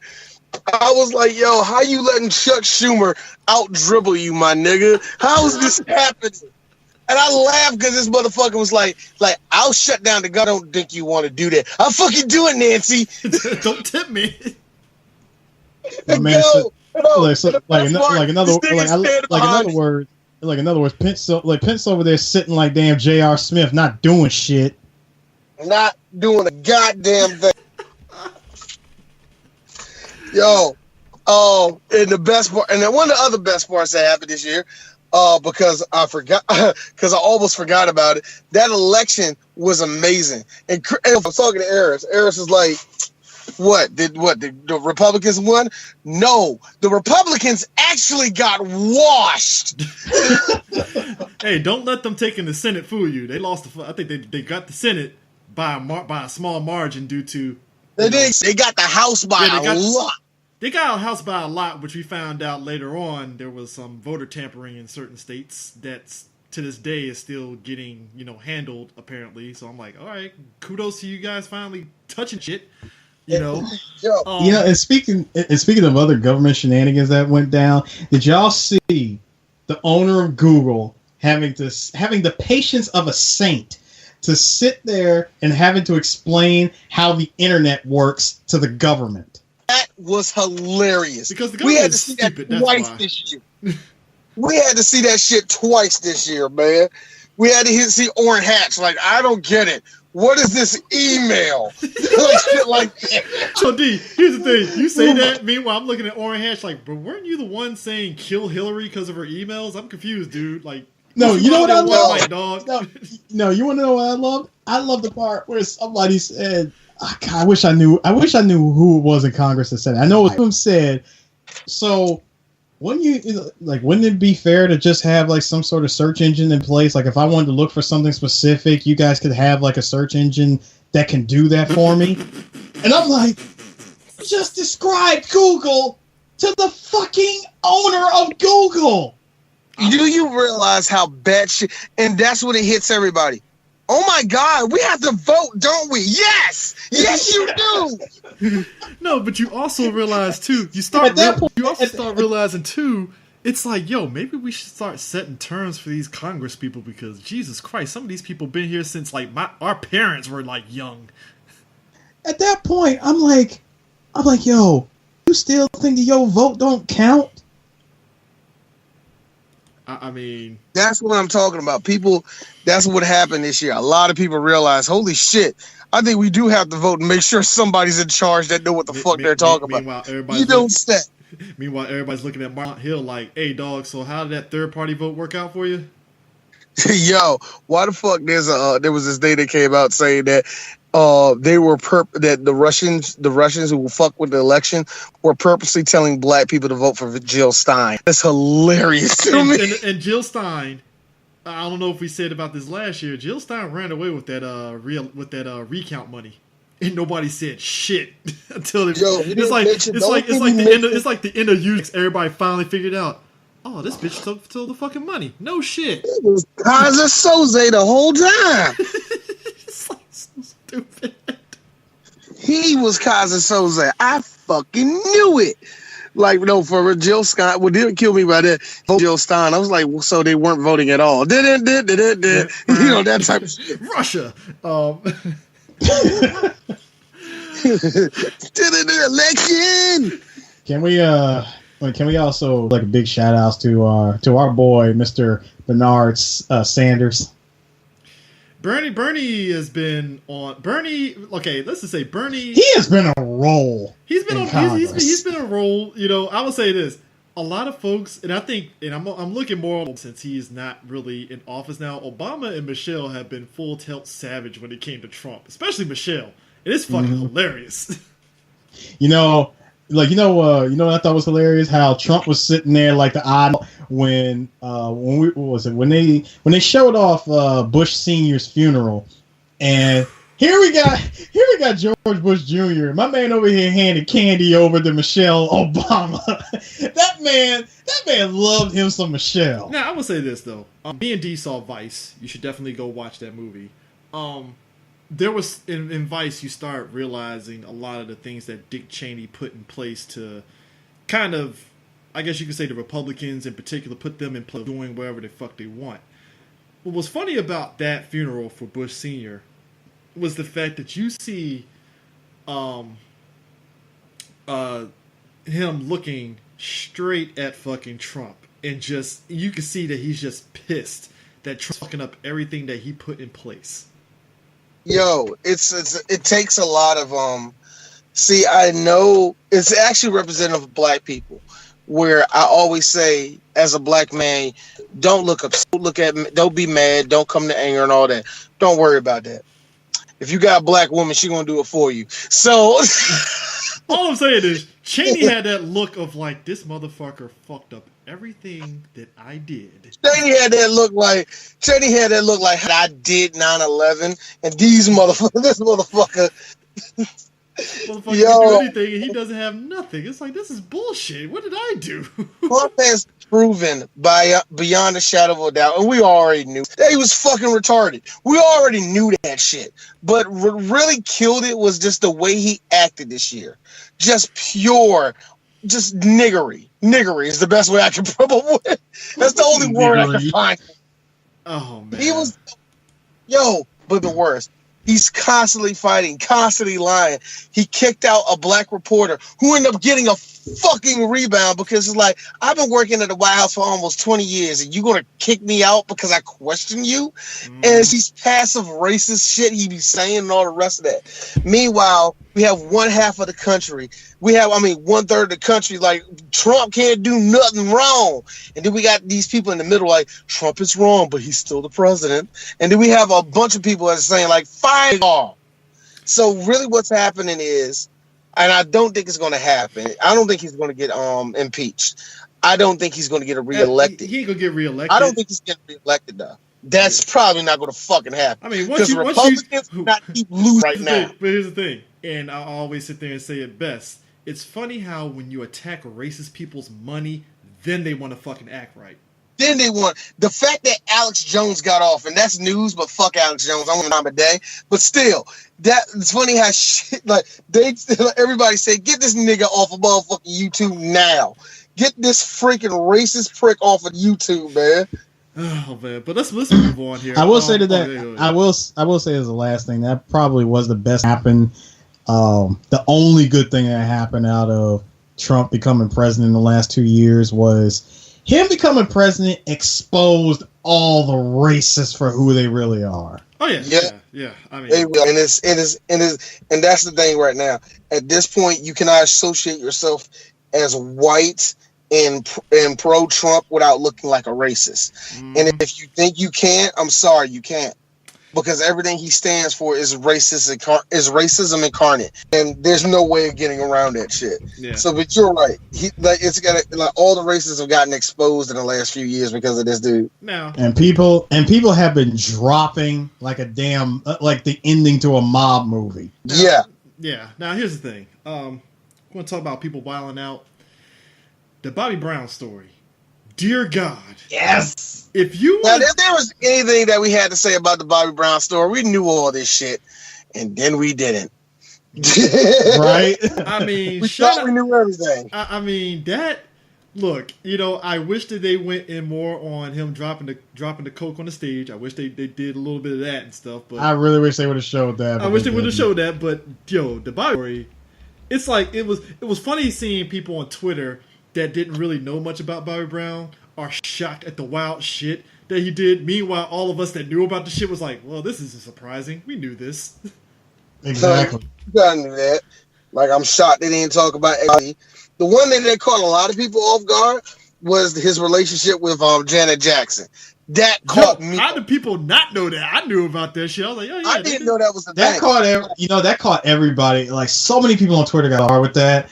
And And I'm like, I should have pointed to you, you, dude. I'm like, you, Eris, because you're like Michael Jackson, and basically Janet is like the proxy to that, so you knew more about that than anybody else. I've been like, yeah, DJ Silver knows the full story. Like, bro, not only that, I think either at some point in time of the old interviews that he did, that I actually got it recorded where he was talking about Janet. And I remember seeing that magazine clipping. I remember seeing that clipping of them on the cover of one of the magazines together.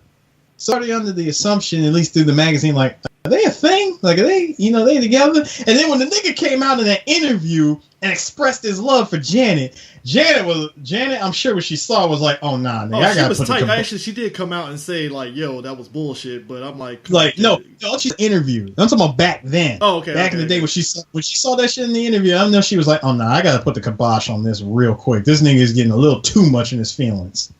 Yeah. I mean, I just find it funny that basically Janet... Now, granted, this is the movie and stuff, so I'm surprised Janet didn't sue.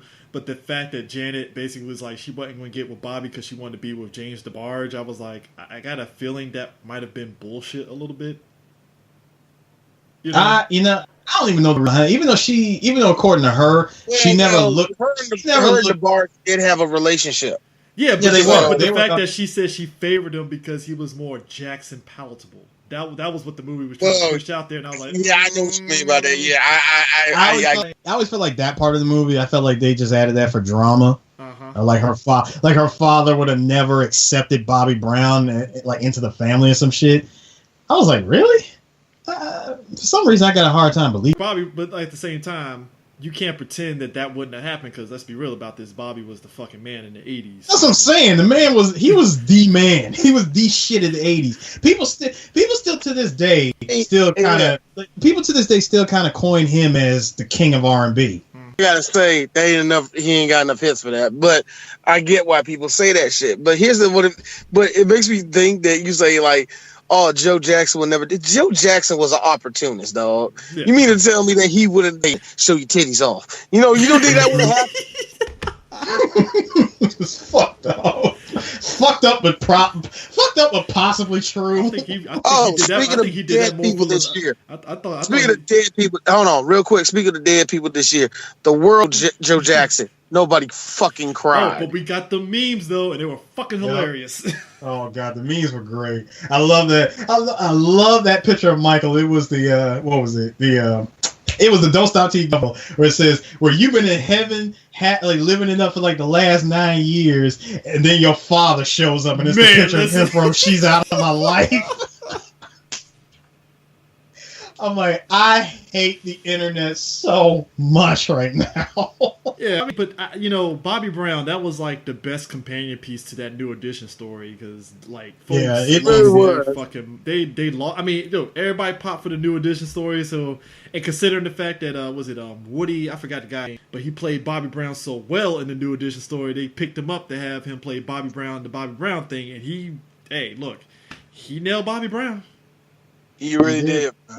I love that. The one thing that also caught everybody off was the whip that everybody got. See, when you watch part one, the shit was all fun and games and hilarious hijinks with him getting high on coke and stuff, and it was all that. We got the hilarious hijinks and did motherfucking coke. It was like a robot chicken sketch all of a sudden.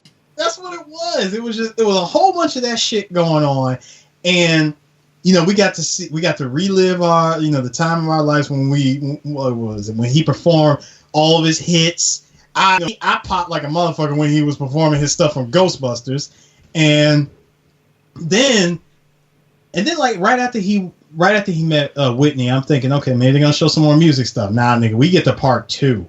Part two was the whiplash. Like, we saw nothing of music. We saw like nothing. It was just drama. We went from the humble. We went from the good times, the good and hilarious wild ride at the beginning, this roller coaster of drama and emotion. In part two. It's kind of funny to me. That's the way it looked like to us. It did look like that to us because Bobby stopped making music, and then all we heard was him doing coke, him fighting, him doing coke, him fight Whitney, him showing up for New Edition shit, then not showing up for the tour, then doing coke again, then fighting Whitney. That's the way it looked, and I got it. And you're right with the whiplash. If you really look at Bobby's life up to that point, that is a bit of a whiplash where he went from R&B to a nigga that we don't want to put on stage because he's too fucking high. Yeah. I mean, he just hit. I agree, man. That was actually a good. That was actually a good move by the movie, if you ask me. Yeah, because like he hit that shit hard, and it's all the stuff that happened. Because like at first you felt like, man, like this nigga just did all this shit, and it just seemed like this nigga didn't even give a fuck. But the truth of the matter is that nigga saw death everywhere. Like throughout his life, he's seen that shit everywhere. Like he lost his best friend, he seen him lose his mom, then he lost Whitney, he lost his daughter. You know, who was it? I remember he got in the car. They showed that part in the movie where he got in the car with who was supposed to be like his daughter's boyfriend or whatever, and that nigga ended up getting. It's a roller coaster with Bobby Brown anyway, man. But and I felt like they really did, much like the New Edition one, really bring new light to that artist. You know what I mean? It was beautiful acting, man. Because like when they got to the end of it though, like you felt like finally there's been like some level of happiness and peace for Bobby. I mean, like he ended up marrying like the girl who ended up becoming his new manager, and they have a life together. They have kids and everything, and Bobby seemed to be doing pretty good for himself. I had no idea he had his own food line. I didn't know that either. I was like, for real? I was like, Bob, you got your own food? I was like, I guess. I mean, shit, Ronnie over here doing real estate. I mean, so if you want to keep this black excellent rolling here, so the Queen of Soul, Aretha Franklin, died, and that black excellence funeral. I will say this, the last time I saw a funeral on this level was when Princess died. Diana died and stuff, and UK went all out for her. This was the black equivalent of that, and it was awesome. The city of Detroit was in shambles. Whew. Hearing that Aretha Franklin passed away, and all of black excellence showed up. Everybody from every stage of life. We invited our favorite token white boy there, Bill Clinton.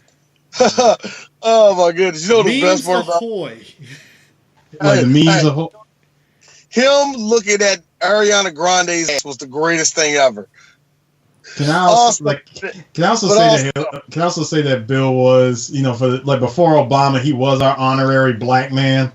But it was so fun. It was just so funny that he was in the front row and all that. And speaking of which, actually, he gave Obama shit for not being there.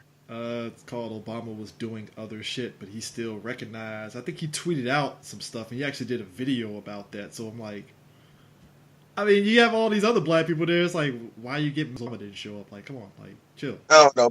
People want something to complain about. That's all it is. But the highlight of it was the pastor that was really just. It's like, dog, you're blowing up the spot here, oogling at fucking Ariana Grande. Like, chill. Like, oh, dude, his hand. Yeah, yo, go ahead, bruh. It's church. It's church, dog. Like, don't do that. You in church.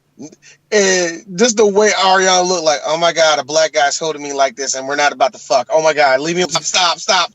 Oh, it was the look of concern, like that shit was so uncomfortable for her. And it makes it more weirder because I know this is not Ariana Grande's fault. She's still she's 12 years old. So that makes it way worse. It's like, Also, this is the year D hated her for one reason. Why, D? Hey, Ariana, get all that brown face off, bitch.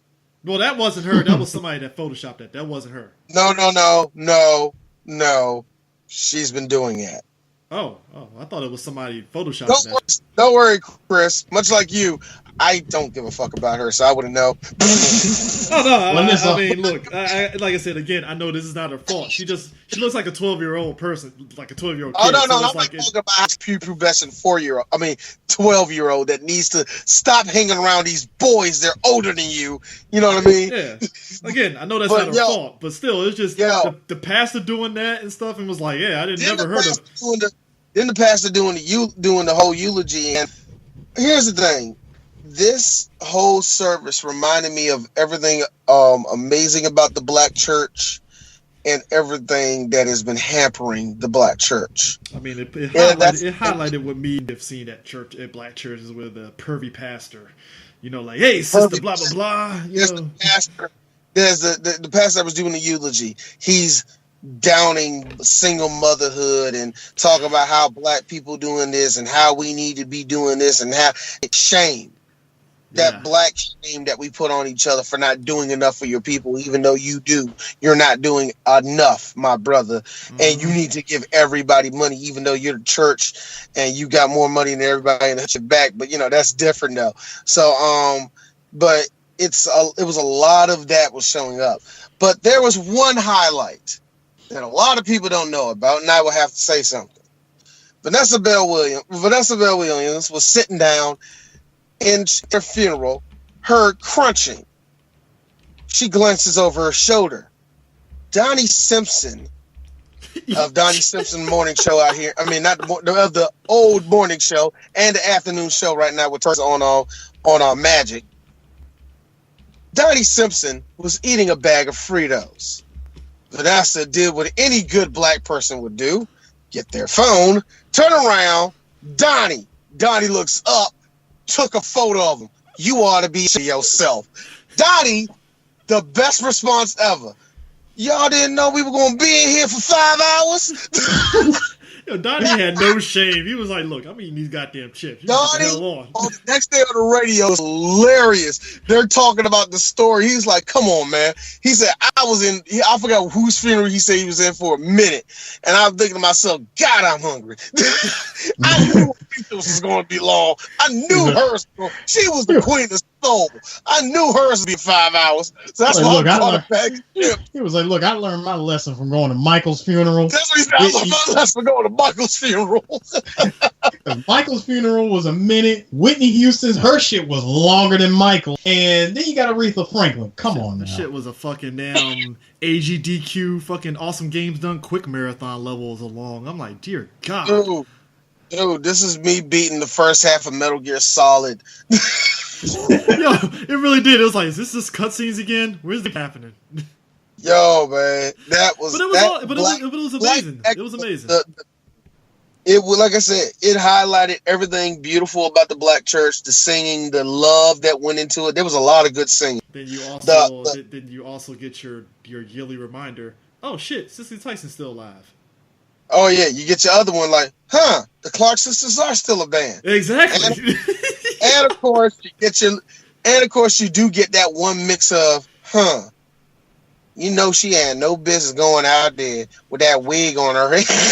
Oh yeah, there was a bunch of them and stuff there. So that was amazing. But let's get on to a different type of Black excellence that was not seen ever at least in a good while, a movie.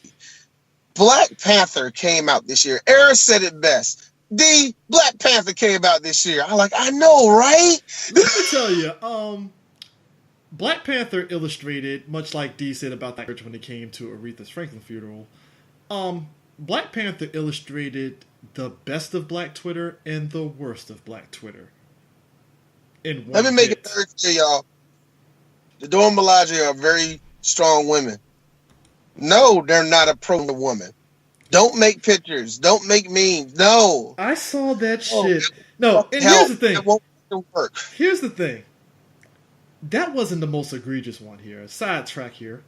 Somebody dared to put Luke Cage up against Superman, and I was ready to flip a table. Because, first off, I love Luke Cage. Don't sit there and fuck it up for all of us that love Luke Cage, the 15 fans of Luke Cage and shit. Don't fuck it up for us doing that shit. Do not do this to us, right? It's not enough that people cannot get over fucking Mike Coulter's Luke Cage dabbing, all right? Don't do this shit to us, all right? Please. Don't do this. Yo, man. Oh, well, okay, wait. Hey, CJ, did you even slightly cringe when he did that? I laughed because that's corny ass Luke Cage. I thought it was funny. I mean, I thought it was funny. And Task, shouts to him because we were on the show at the San Diego. He said it best. It's like, if you know Luke Cage from the 70s, Luke Cage in the 70s was corny. This was par for the course. I don't know what you guys are fucking cringing at here. Exactly. So, but Black Panther, you know, I will say it was amazing seeing us as black people just go full tilt. Potomac Yard movie theater literally had a carpet event for Black Panther. Everybody was dressed up as Black Panther and Prince Akeem from Coming to America. Everybody was basically splicing all that together, but it was still amazing. It was awesome. Yeah, I did love how they tried to. I did love how people were intentionally trying to get the worlds together. Freaking Zamunda and Wakanda are in the same place. That the one thing I did like was that it was all over the world. You saw it in Ghana, you saw it in South Africa, you saw it in Canada, you saw it in Brazil. They loved it in Brazil. Oh, man, it was huge. Like, man, it was huge, bro. It was huge over here in Japan.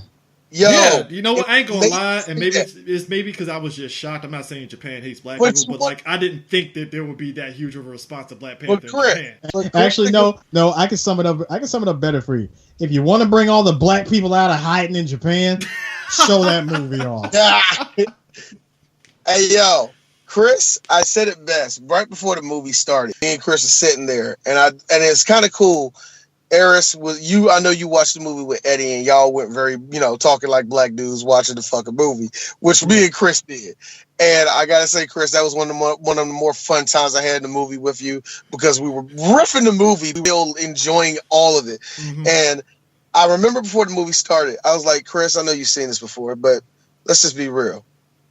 Black Panther really didn't deserve to have a movie. Yeah, I know, but you gotta look at the story they set up for it. They set up for it. And I'm mad. This was any other time they wouldn't have a Black Panther movie. Like, yeah, let's just be honest. No, I'm mad too because our boy Shaggy, he actually was going to make the trip up there to that screening. No bullshit.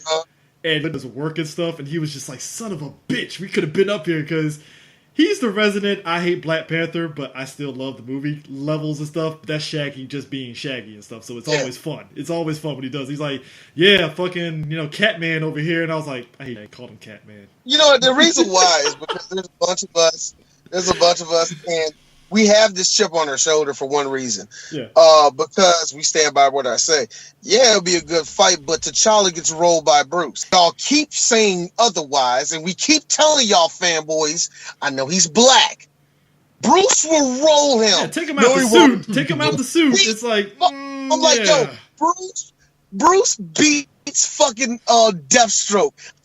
You need to stop talking. Deathstroke. That's what I'm saying. It's like you take him out. If you take T'Challa and Bruce out the suit, Bruce got him fucking beat.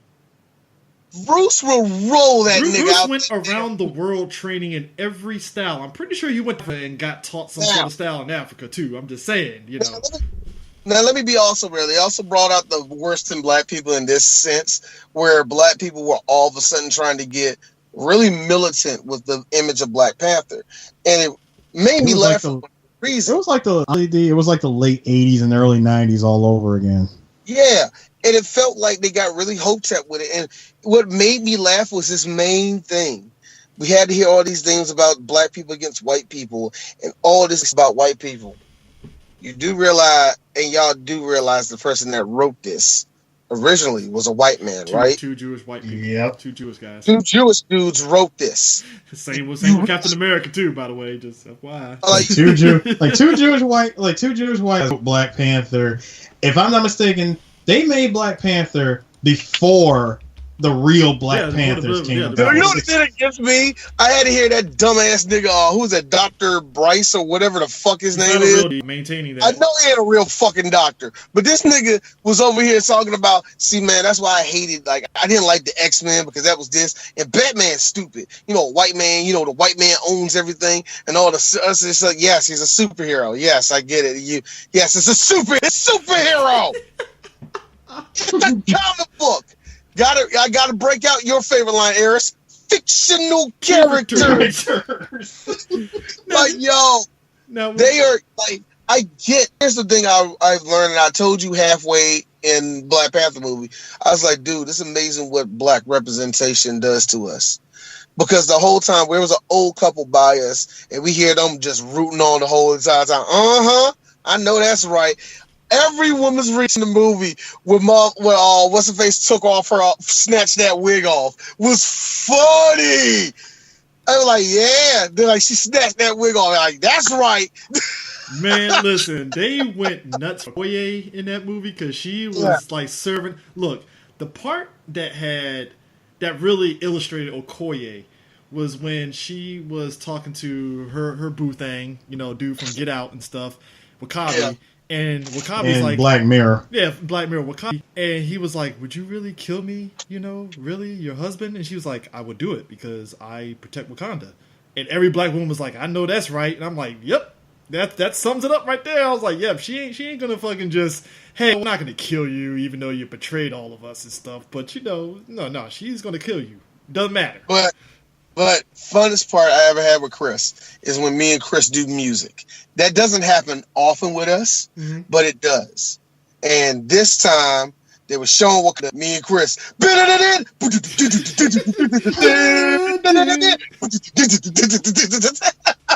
Now here's the thing. Black Panther. Oh yeah. The one part of the movie where I started Millie rocking to the motherfucking beat. I was like, yo, this shit hot, nigga. Yo, Ulysses Claw got a fucking hot ass music selection. I love him. I know, man. I was straight up Millie rocking when I heard that shit. I was like, yo, this shit hot, nigga. Now the biggest thing, so you have a movie that's like Disney backed, right? Soundtrack is fire. And then you get the fucking shit with Kendrick Lamar, King's Dead. Let's be honest. Yeah, run the juice. Let's be honest. Look at me, Chris. J-Rock was shit. I gotta go get it. He pulled a Mike Jones. But we didn't mind because la-di-da-di-da, slob on my knob. Nigga, I don't give a fuck what anybody say. Yo, the second that drop, la-di-da-di-da, slow on me now. Then the beat drums, shit. Now, I came around to it because you and Mo had me dying, so I was like, all right, I come around to it. But second off, somebody brought up a valid point. Can you imagine you're a Disney executive and you're like, man, this soundtrack is pretty nice. All the stars, all the King's Dead, I love that Kendrick Lamar. La-di-da-di-da. And he's like, what me now. What's this? What's this? What's this? It's like, that's Future, sir. It's already out there, ain't it? Yep. Ain't shit we can do about it. Yo. I think that whole the whole thing, how all went, how much money it made, and all the rest of this. I told this to people that got a lot of hits for us on Instagram. If you are a fan of DC Comics, if you're a fan of DC Comics, you should love this movie. Oh yeah. If you're a fan of comics in general, you should love this movie. The only reason why, now I can be really honest, it's one of the best, but trust me, it's not ranking top 5. But it's one of the best. You know what I mean? It's almost damn near perfect. Now there's a lot of questions about it. One of the things I want to point out was, I know the director. I remember the director saying that one of the things he kind of about doing Black Panther was killing off Claw. Yeah, which I mean, let's be real about this and stuff. It's Marvel, and if you read comics, they can always skirt that shit. They could. I mean, even for the MCU, they could, because what I thought about was this. I was like, well, I mean, that's true, because when you think about it, when you really get down to it about Black Panther, his rogues gallery is quite small. Oh yeah. I mean, let's be real about this. But then here's the thing. So Black Panther happened. The nigga named Thanos came in and just said, "You want to know fuck your couch." Amazing? You want to know something amazing? I don't get on no. Chris knows D. D doesn't get on no hype. But Chris, this is a nigga will always say hell dark side. If I had a choice, I'm teaming with Darkseid, and Darkseid will fucking give all of those hands to Thanos. But here's the thing, Chris. When Thanos walked out that portal, I said, "This is gonna be awesome." Now here's the thing, people. I need you to understand. That was the most niggerish way of walking into a state like. I need you guys to understand this, AJ. So Sue was in. Actually, that was the same thing as that was the same weekend that Comic Con and Universal Fancons happened. So Eris was in the area. So me and Eris went to go to the early screening for Infinity War, right? Boy, that was probably the best. It's all of us black podcasters on the same room. Like D said, when he rolled into fucking Wakanda, I was like, it's about to fucking go down. Let's go. I think the one and CJ, it's how about the mark out moment between me and you when we saw that Red Skull was still the dude in front of me had to tell me to shush, and I was like, dude, it's Red Skull. Like, come on, man. Dude, the fun part for me was watching my kids laugh as the Avengers got rolled. They saw Flashpoint. You told me that. They saw Flashpoint. At this point, this shit ain't phasing them. My kids saw Flashpoint, and like their dad, they love Flashpoint. So they seen Batman die. They have seen Wonder Woman die. Seen the Flash technically die. So they're used to this shit. But then they became their dad. Mr. Stark, I don't feel so good. Yo, I was laughing at everybody. You hit a nerve with fucking Spider-Man because that's my nigga. And just to add insult to injury, when they put out that theory that because he had spider sense, he was going to die, that hit it hard. Oh, God. Yeah. Think about that as a Spider-Man fan. Because they said the same thing that he felt that when Stacy died. Mm-hmm. And the thing of it is... So, yeah. So you don't think that much of a Spider-Man fan, but Spider-Man fans were cute to that shit. So that's why it hurt me. I was like, no! How about his spider sense also went off when he walked in front of Doctor Strange and Iron Man and said, hey, look, just so you know, like if aliens have to put any eggs in my chest or anything like that, I'm just letting you know that I am so sorry. Like if they jump out of me and try to attack you. No pop culture reference for you. Yeah, he was like, if I got to hear one more pop culture reference out of you, like this trip is over. But I just want to tell you, there's some aliens coming. What? So. That's when the Guardians of the Galaxy show up. But see, here's the thing. If War was literally Thanos the movie, because from the start of it, we had to kick names and take ass. From the start of it, the fact that you start your movie with him already putting hands on Hulk and fucking Thor, really looking like he just got his fucking ass whooped thoroughly.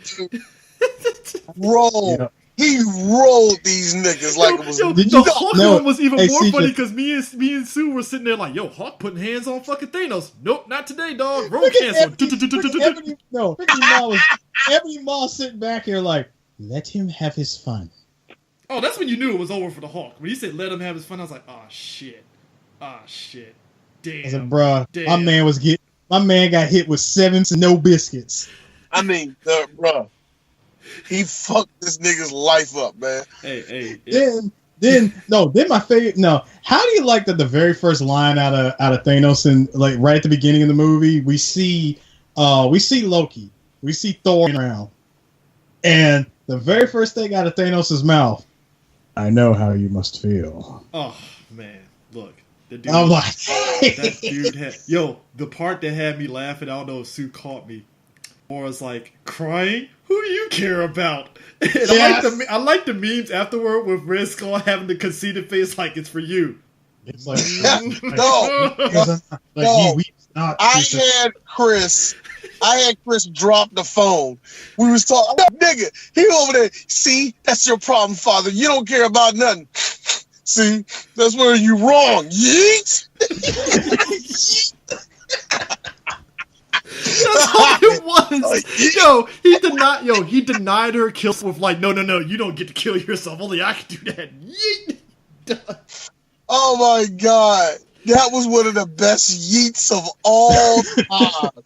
That was awesome. Oh my god. MVP. The MVP goes to your boy, who's that? Benedict Wong. Great. Yeah. Who was that? Oh yeah, Benedict Wong. Like, I gotta go.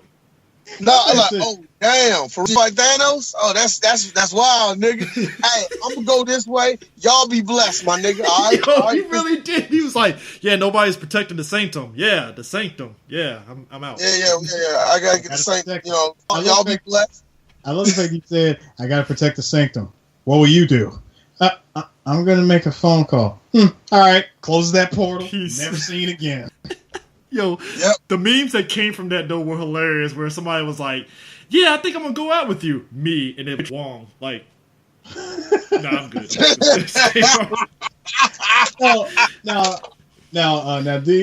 CJ, you and I both agree that the MVP of this movie really went to Doctor Strange. He was like, yeah, so I saw like 14,500,000 and possibilities of the fight. Which one did we win? One. Okay. And when he fought Thanos, he pulled everything out his ass against Thanos. He's throwing out everything. Like, I'm seeing, was it Blades of the Voltine? He was using the eye. The fact that he was using the Eye of Agamotto the whole time, but not carrying it. Oh yeah, yeah. I mean, if I tried to put Thanos in the mirror dimension, he was like, "Fuck that shit." But just the fact that like he gave it to him, and that was the confusing part to people that didn't realize that. It's like, why did Strange give him the time stone? I'm like, because that was probably the one possibility that he was talking about of them winning, and them winning was giving Thanos the fucking jewel. Because there's a theory going around about Thanos that the Infinity Gauntlet is quote unquote killing him every time every time he uses it, it affects him. Got it. Before he got to Wakanda, the nigga was pretty much untouchable. Like nothing could hurt him really. Mm-hmm. But when he got all 6 stones, he got clipped up by Captain America. Now I'm not even talking about Thor. I'm talking about when Captain America went at him. He did his thing against Captain America. He didn't even get the Mind Stone yet, and he was already getting kind of winded by two-piece Captain America. I was like, God damn. Now, and the funny thing about that whole thing with Captain America, because everybody still questions that, like, why did he give that look to Captain America? And it's quite easy why he had that look, because of all the things, like, he's taken out people of like high level super. He's beaten the Hulk. God. That's what I'm saying. He's beaten the Hulk. He's killed gods. He's done all that. When a mere human had the will to go toe to toe with Thanos, even with all the stones, he was like, "Fuck it, I'll do whatever it takes to take you down." If anything, it was a sign. If anything, it was a sign. It was a sign of like disbelief, but at the same time, respect that he gave to Captain America, because he could have just killed him right then and there. But the fact that he's shown the will to do it, he punched him, and the fact that Cap got off of that one punch, he got up. I'm just saying. I like to point out the fact that in this, that he hit the disrespect he showed to Tony to hit him with the non-gauntlet hand was fucking hilarious. Yeah, it was. And also, it was one other thing. One other thing I want to point out. Because after he snapped his fingers, the gauntlet was pretty much trashed. Oh yeah. So, but I will say this though. I know. Hold on, real quick. I didn't write it down, but I will say this real quick, Chris. Mm-hmm. But actually, both of y'all guys, I will say this real quick.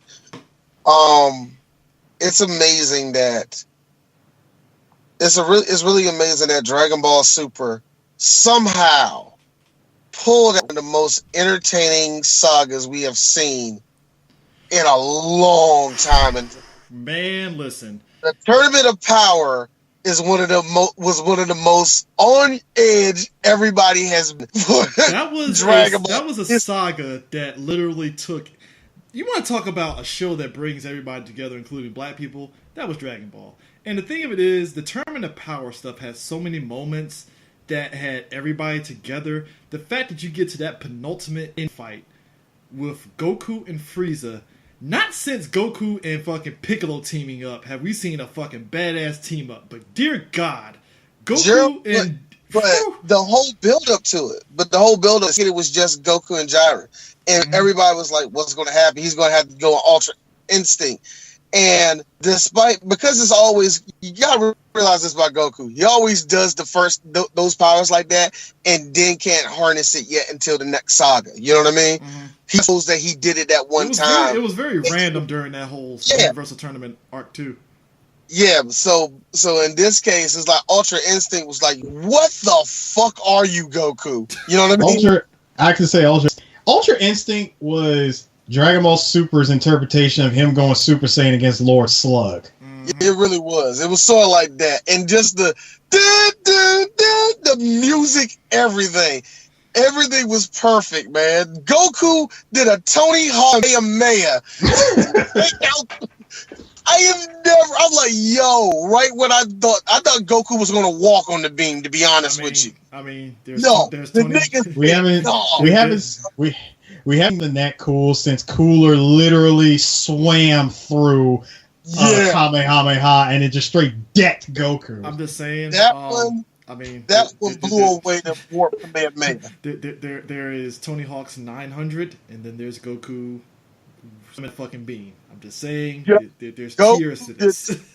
I mean, he did it, flipped over. Ha! Like, God damn! But Goku and Frieza versus Jiren, and they're playing that. I'm like, yo, this is fucking. Okay, can I? All right, guys, can I spoil something for y'all? I mean, the movie already got leaked, so I kind of saw the movie a little bit. I didn't see it yet. So go ahead. Yeah, Cardinal put it up on our page. The song that you're talking about, they play that throughout the Brawling movie. I'm perfectly fine with that. No. They play. No, here's the thing. They play it throughout the Brawling movie with new lyrics. Whatever.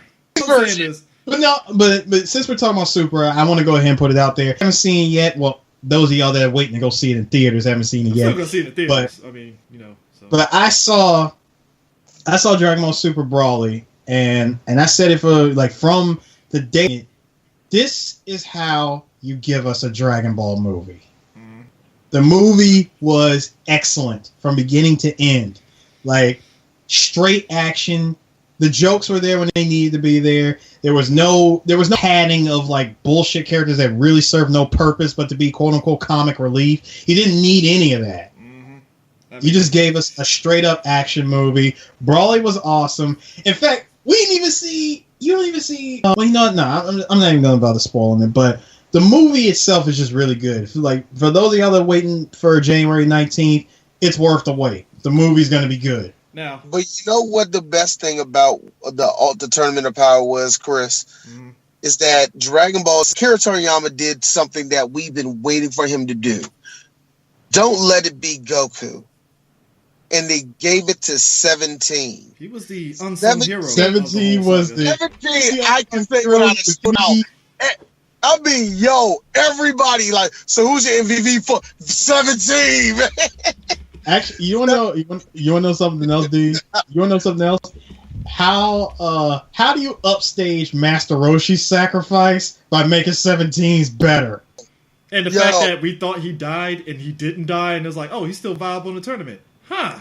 Didn't see that coming. Roshi was like, wow. Gohan, I don't give a fuck what anybody say about Gohan. Gohan, like, you know what? You stood up and you did the right thing. You actually tried your best and fuck me, you got, you know what I'm saying? Like a fuck me moment. Whatever. Gohan is Gohan, everybody. Don't expect nothing awesome, okay? So Vegeta went out, it was like, duh, get out, man. Yeah. But the fact that it was so funny, Ernst, I was talking to Nate. Nate was like, hey, D, I don't think 17's out. I'm like, he's not up there. But, yo, where's 17? He showed up. What I tell you, nigga? So here's the thing. I know I'm jumping. Yo, I'm jumping. Seeing Spanish people going. I'm sorry. But seeing clips of Spanish people watching that was hilarious because they just as bad as black folk, man. Now I'm jumping ahead on this one because I have to mention this because this story was fucking hilarious too. And you know, on paper you should be sad at this, but at the same time you're like, nah, nigga, this shit's funny.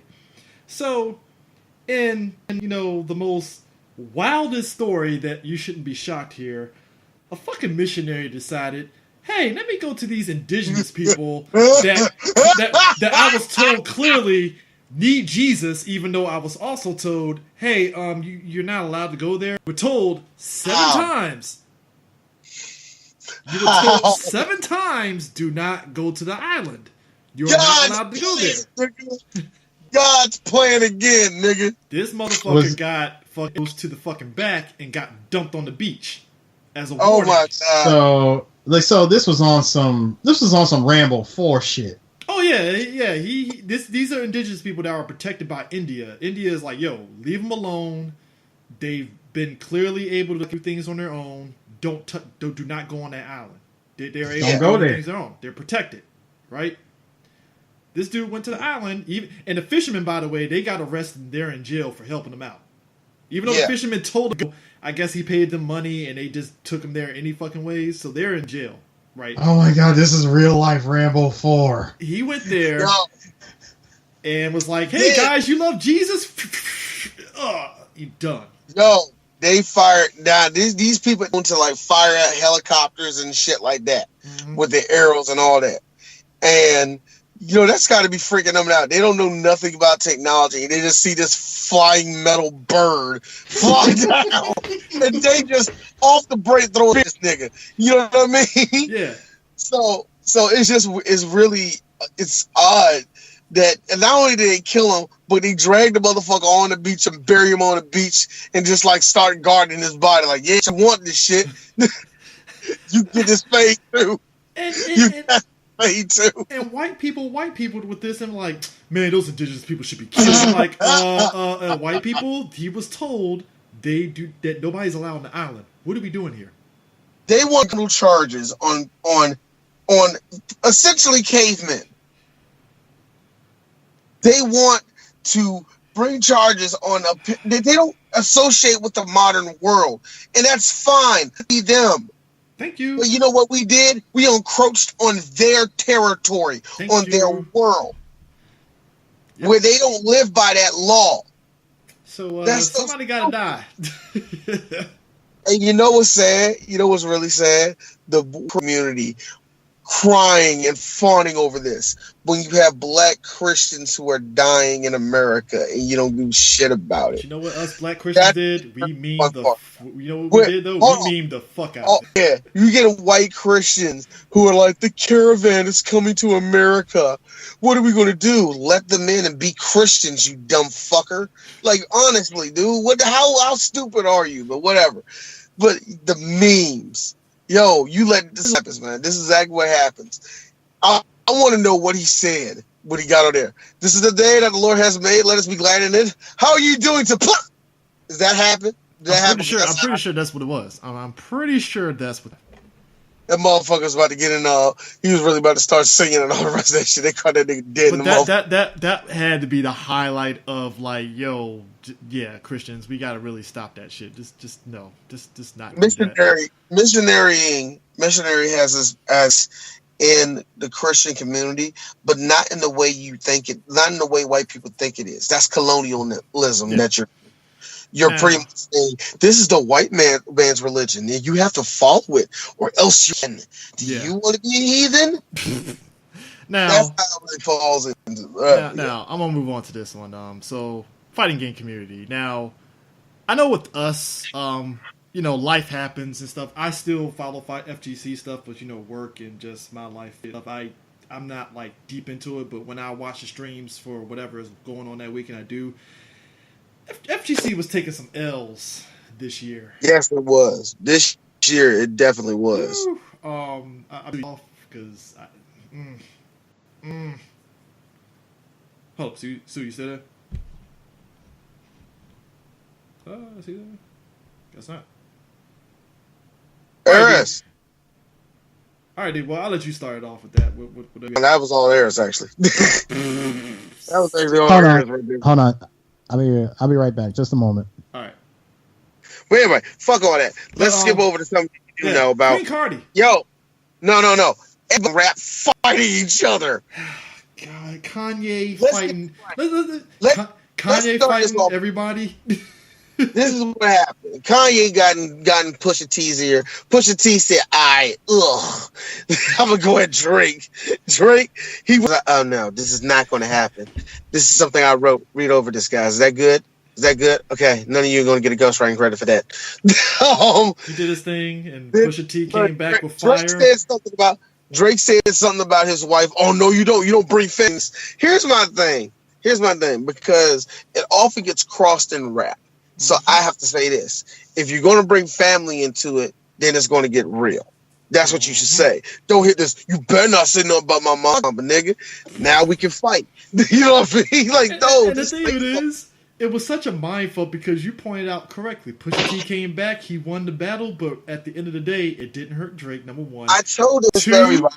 I saw this. Two, Pusha T's album sales didn't get any, but Drake Scorpion got a fucking ridiculous fucking bump. And let me be something. Okay. Let me be honest with you. When it comes to Scorpion, this is coming from a dude that actually like Drake. I actually do like Drake. Yeah. You could tell what the singles are going to be on it. It's not a classic. Let me make this very clear. It's not a classic movie. There's a movie. I'm sorry, album. There's a lot of missing components of this shit, and you can tell that he was trying to push a lot of this shit out because I think Young Money eventually, but that's a whole different other story. Yeah. But yeah, I felt like it was a meh album, and it did incredible. And on top of that, nothing slowed down Drake after that shit. It was a nasty little. He didn't take care of his kid. It's like, dude, you really actually have no proof of that shit. And that's what I was telling everybody. You can say that you're a shitty father, but you don't know the fucking situation. And it's like at that point, you just being messy for no fucking reason. You're no better than Drake mentioning your fucking wife. And then went on LeBron's little show and basically told his side of what the fuck happened, and then the light bulb kind of kicks in like, oh, so Kanye kind of was being a dick about all this. Oh, ooh. Yeah, and to this day is still mad at Drake. He's mad at Drake for saying the line on Sicko Mode. I have listened to that song a whole lot of times, and I still don't know what he's talking about. I don't know either. Nobody does. Kanye is trying to start a beef with Drake, and Drake is like, I got shit to do. Leave me alone. I'm making money over here. Let me put out another hot single over here. How about that? Despite, the usual Scrubs versus Scrubs thing, we usually hear old head versus youngin. And this one is weird. Lazy with at Migos and 21 Savage. The weakest member of Bone Thugs is beefing with fucking Migos. Like, I gotta imagine. First off, 21 had the best response ever, and that's why I like this little nigga. I was ready for that shit, because I love that old shit, right? I listen to this, I'm like, this shit trash. And that's it's sad, because you can see 21 Savage loves fucking Bone Thugs and Harmony and thought like, oh, this motherfucker gonna come. And that's what I feel like everybody else. I like, if you like 3-6 Mafia, you would love 21 Savage, and I like 21, man. For that dumb, ignorant style of music, it's great. He's good at it, He's good at gangster music, so I like that shit. But at the same time, it's like I get it. It's all paper. It's not real. You want to show you how hard you are. It's like that week. They're busy. Busy did that shit. I'm like, what is going on? I don't know. And did y'all see how everybody was sort of clowning Ice Cube for coming out with a song out of nowhere, and everybody's talking about, yo, woman out rapping like somebody's uncle. Old hip hop was showing their age, but a lot of people were fighting, man. And I like the fact that Eminem fought MGK. And the Machine Gun, give him this. Before I step away real quick, I'll let y'all continue with stuff. Yeah, as somebody that likes Eminem, that MGK shit made no fucking sense whatsoever. That's all I'll say about that. No, what happened was that Kelly went at that nigga's chin like nobody else has. And everybody was like, he mentioned Haley. Haley is 22 years old. Shut the fuck up. Everybody's still acting like it's 2003 when Ja Rule did that shit. I'm like, yo, Ja Rule wanted to fight. Now, we talked about this on the Beef episode, man, that they started fighting for no fucking reason. Well, at least Ja Rule and 50 is like, why are you talking? You gotta pay taxes, nigga? You like shit like that, you know what I mean? And speaking of which, 50, oh, my lord, 50 I swear he won the award for pettiest rapper of 2018. Yes, he did. How do you buy a shitload of tickets just to empty out the stadium or wherever it is that Ja Rule was holding his little performance? All them damn tickets just so that nigga wouldn't feel bad. If no one actually came to his show. That is a level of petty. Why would you do that? Oh, yo, Speaking of other petty niggas, how about Bow Wow still surfacing? Bow Wow is still trying to fight the world because he made that movie like Mike. I don't know why he's still mad at everybody. Shad Moss has been trying to fight the world, or at least prove to the world something. I like how he tried to fuck Lil Ma, which made me laugh. Like, okay, first off, this is pointing at other Spider-Man right now. So let's just be honest. Yo, Lil Ma. Somebody said, "Wait a minute." Wait a minute. Is the same person having sex with each other? Well, why did somebody did that? Did somebody put up the old Little Mama meme where she was crying? Oh God, I remember that. Yo, look, that was funny. He was trying to bang out Little Mama. Little Mama like, nigga, that was hilarious. You know, there was so much goofy shit that happened in rap and hip hop. I mean, even though I stayed out of the better part of it, I still stuck around when some juicy shit happened. Back to Eminem. Joe Budden tried to go back at M. And it was so funny. It was funny to me because Joe was bold enough to say, yo, look, real talk, Eminem, I'm going to be honest with you. I've been better than you for the half of a decade. Yeah. If we want to talk real hip-hop, he's been better than you. A lot of people has been better than Eminem. And I like you can hear, oh, he's the best. Get the fuck out of my face. Kamikaze was some garbage, first off. And everybody that really knows that shit, yeah, it's garbage. Eminem has not rapped right. The last one he made that was good was Relapse. And everybody. That's what everyone says. Wait, was it Relapse or Recovery? Recovery. I'm sorry. I'm about to say. Recovery, what we all agree on. That was like, wow, that was really good, Eminem. And then if you want to really put it out there, Bad Meets Evil that came out the very next year. A lot of people feel like, you know, that he should have just quit while he was ahead with Recovery. I get in trouble for saying this all the time, and I'm mad at me on this. Royce has been better than Eminem forever. But Royce has always been better than him. What the hell are people talking about? I never understand why people don't give Royce his credit. And I think it's because that just turns you off. I'm like, why? He's just a better version of Eminem. It's just only cooler when it comes from a white boy, I guess. I don't know. But whatever. For me... No, more like it's a cool that's coming from a white boy that just says some out there wild shit that you think black people wouldn't say. Now, here's my thing. MG, for Machine Gun Kelly, I knew he was going to lose it. We all do. But here's the thing about it, and he was going to lose for different reasons. Number one, he didn't have the fan base, and number two, a lot of people felt like he was out of pocket. So you already had enough people against you, and he did the right thing. He said, "I'm dropping out." What did he fighting this dude? All he's going to do is try to get rich on me, and that ain't about to fucking happen. And which is true. He would have got. He felt like M would have, if anything, would have been clout chasing. By him clowning like Kelly. That would somehow make this nigga quote unquote relevant. Yeah, I ain't about to be about that. I drop out. He tapped out. A lot of people judged him for it, and I get why people went at him for it. You know what I mean? The way I feel, but the same time he made a point. Like, I'm not about to do this shit. It doesn't matter what I say. People gonna say I lost to Eminem. Yeah, regardless. Just because you're going up against M, you're going up against a dude whose entire career has been about, let's be honest, controversy. And, you know, and if there's anything that gave Kelly his buzz was the fact that he was the first one to respond. Yeah. Yeah, a lot of people act like that because that's the white dude. And because a lot of black people are scared of him because that's the white dude that can crush. Like, you know, usually when you go against the white man, you naturally always lose. That's how it feels for a lot of black men.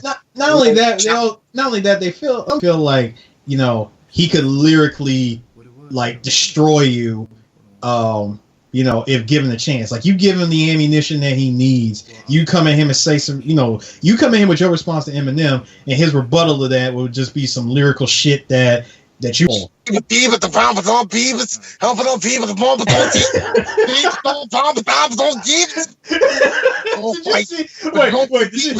Fuck what's going on? But Tom was going to dope at the feet. Wait, did you see? I'm guessing you saw that YouTube video. That was hilarious. That was hilarious, man. Dope at the God with the gold is like with the dope at the moment of dope is. Yo. That belonged. That definitely belonged to the Try Not to Laugh challenge because that shit was truly funny. Has not been better than half of rap for a good long time. He ain't better than Cole. He's not better than fucking Kendrick. He gets sidestepped by keeping in his era. He ain't better than Redman. Yeah, he ain't better than Redman. Also, let's keep D. Hold up, D. He ain't better than Jeff. No, D. Hold on. Let's keep it even more real, nigga. You ain't better than the group that you fucking signed, your label Slaughterhouse. Yeah, you're not better. All them niggas is better than you. All of them. No, actually, no. Let me take that back. I think I don't know. Will Ortiz is like lazy good. No, wait. You say you think he's better than Crooked Eye, right? Yeah. Yeah. Okay. Yeah. Still, nigga, that's just one. Yo. That's just one out of like three other dudes that could verbally annihilate you if they wanted to. My thing is, and I'm with MGK. Well, I backed him up on his little beef. You're a rich white dude. You've been a rich white dude for a good minute. What the fuck are you mad about? True. What do you got to be mad about? You close yourself off to every other rapper. Don't uplift any other rapper, even the white ones. You're so scared that another white rapper is going to take over your spot, which it is true. It is. Went at him. He actually went at him. And Ellie, in my opinion, is good enough. He's actually a decent rapper to me. I'm not a fan of him, but he's actually a decent rapper. I have no ill will against Kelly. I really don't. So I don't have no feelings for him either way. No, so, that also reminded me of, didn't Mac pass away this year? Yeah. Mac passing away hurt a lot of people because that was like not that white boy. Yeah, because imagine if he responded to him. Mac would have never done it, and that's the thing I'm saying. Mac was like, Mac was the version of Eminem that a lot of people loved. Yeah, I'm about to say the version that people miss from him. He missed, but the problem about it was Mac was dealing with a whole lot of demons, and that's fucked up, man. He was just dealing with a whole lot of shit, man. He killed himself, and I hate the fact that he had to go like that. You know what I mean? Who's the Extension, whatever that nigga's name is. I can't say it right. He died too. He got murdered by somebody. There was a line on the Drake album from Jay-Z where Jay-Z said, "Y'all kill X, but let Zimmerman live. Streets is done." Yeah. I'm like, exactly. Y'all killed the own people, but you let that garbage still live. Y'all ain't street. Y'all niggas is not street as shit, man. Like, get out of my face, I'm like, that's sad. But but yeah, hip hop was weird. Like how Remy tried to go at Joe. In his feelings about that, like, I'm actually mad that he didn't say anything. I said all that stuff live on television, and he said nothing. And then right there, by him saying that, I said, that is how you beat Eminem. That's how you beat him. He can come out and spit the hottest fucking venom over like the hottest beat and all that shit. And it could be all about you. How do you beat him? Don't say shit. Let him get beat by his own frustration at the fact that you didn't say anything. You could have. You could have said something, but the fact that you didn't. And that's a lesson that Ja Rule clearly didn't learn. You know what? It's funny. Hip hop saw Kodak Black something. Oh my God. How did that happen? He actually he has 3 singles on the radio right now. And it's amazing how he went for this. Yeah, like nobody's gonna like you. And now he's making money. Wow. I really don't get it, to be honest with you, D. And I'm not even trying. No, I'm not trying to be funny. I get why he gets it though. You know what? It's going to be weird. Yeah. I'm not comparing the two. When I say this, but it's the same charm that Luda Bootsy had, where it's like he's not the conventional rapper. He's kind of an ignorant rapper, but while Bootsy was more straight up, like my grandmama died and I gotta give her some shit. That's why I be hustling and shooting niggas. Like, okay, I get it. I understand why you did.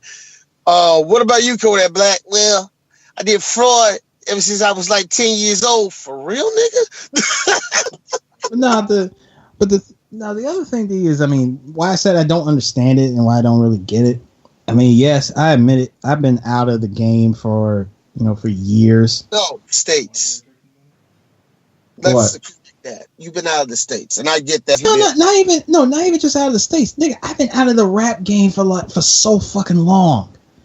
Like, I've been I was out of it. I was out of it before I even left the States. I get it. I don't to nobody for not getting too hype for any of these acts and all that shit. You like what you like at that point. You know what I mean? I mean, with me, I just found a genre that it just feels like home to me. Where fucking synthwave. The I don't like vaporwave that much. The thing I don't know, what I don't like about vaporwave is I just don't like the fucking get with fan base that came with. Wait a minute. What do you mean get with? I don't know what you mean by that. Like, I shouldn't say get with. More like the bandwagon of fans of vaporwave. Y'all caught on to this shit when motherfuckers was putting that shit in their damn YouTube, like little title bumps and stuff.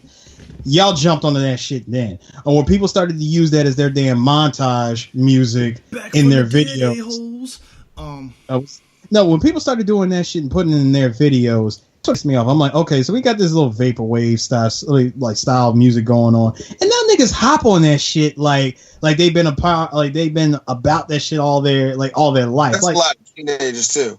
And I'm like, get out of here! Like, what do y'all even know about this shit? So teenagers do jump on it too, though, man, because I noticed that with my son. My son listens to vaporwave now. So I know it's a lot of little kids they be listening. A lot of the older kids that play Roblox be playing with vaporwave.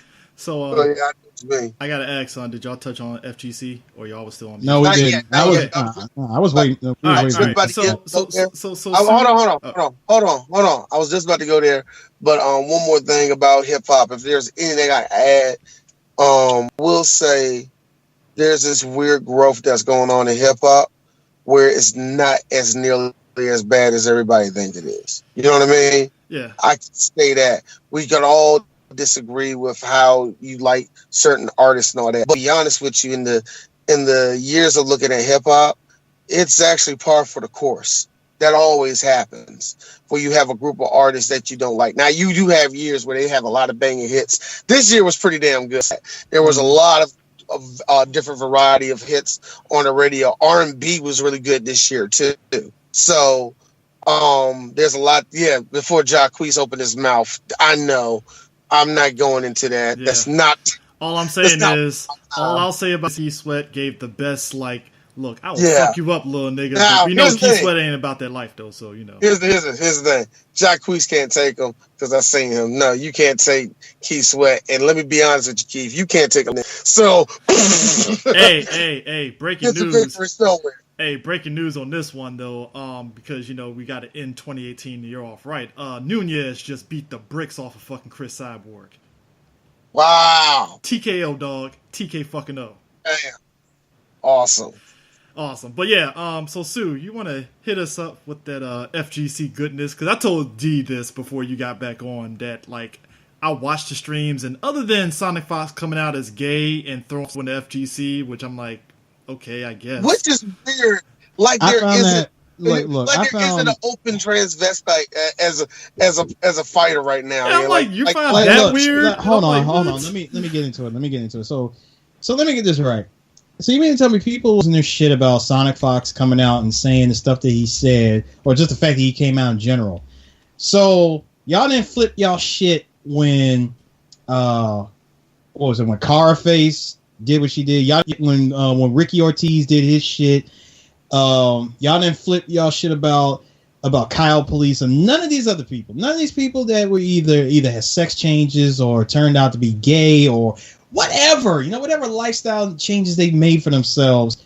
None of y'all But because this guy who happens to play a game that y'all don't particularly think is a real fighting game, Sonic Fox comes out and admits he's a furry, admits he's gay, admits all of this, and could damn near use it as like a freaking political standpoint, which he did. Mm-hmm. He said all the stuff that he said. Y'all are freaking out about it. It's like it's like that Joker meme. All these people did all this other stuff and said this thing that they said. Nobody pays. One bats not. Mm-hmm. Sonic Fox does it. Everybody loses their fucking mind. Because Sue, he's black. That's why. That's why I thought too, but which I still think is bullshit. Yeah, that's why I'm saying. Yeah. I didn't think it was because of the color of his skin. I was like, well, maybe because he's a furry. No, there's a lot of weird shit in the FGC. Well, maybe because he's gay. That's bullshit, D. That can't be it. So why are they flipping their shit? I think it's because of a combination of I just don't like that nigga. You know what I mean? I think that's really what it boils down to. You really don't like him in the first place. And now he's flamboyant and he's annoying and this and all the rest of that shit. I think it's just here he comes floating around with Sonic Fox. And let's be real about this too. One of the things that I appreciate about somebody like Sonic Fox is that he actually is a very solid fighting game player. Like, there's no gimmicks to him. Like, he will, like, seeing him in Mortal Kombat, I could pick any fucking character and get the full potential out of him is like ridiculous. That's awesome. He pretty much had like he has what I like to call early 99 2000 Wong factor. This dude won a fucking Mortal Kombat fucking the Injustice 2 with fucking Joker. Yep. That's crazy. That's crazy.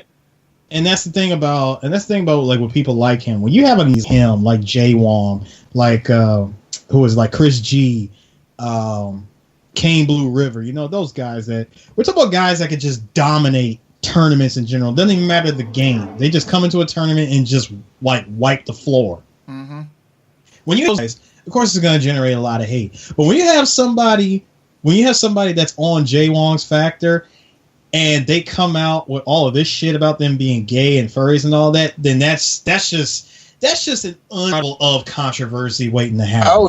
Outrageous. Yeah, but what was the other FGC shit that went down? The other FGC shit that went down. Our favorite Korean, Mr. Infiltration, backed out of tournaments, and he's not allowed to enter Capcom Cup for the next 2 years because word got out about him, quote unquote, beating his wife. Yeah, that was a rough one. Now that shocked me that the Capcom Cup for 2 years. Now, well, he didn't get kicked. Well, he didn't get kicked. No, he didn't get kicked out. He voluntarily pulled himself out to not enter.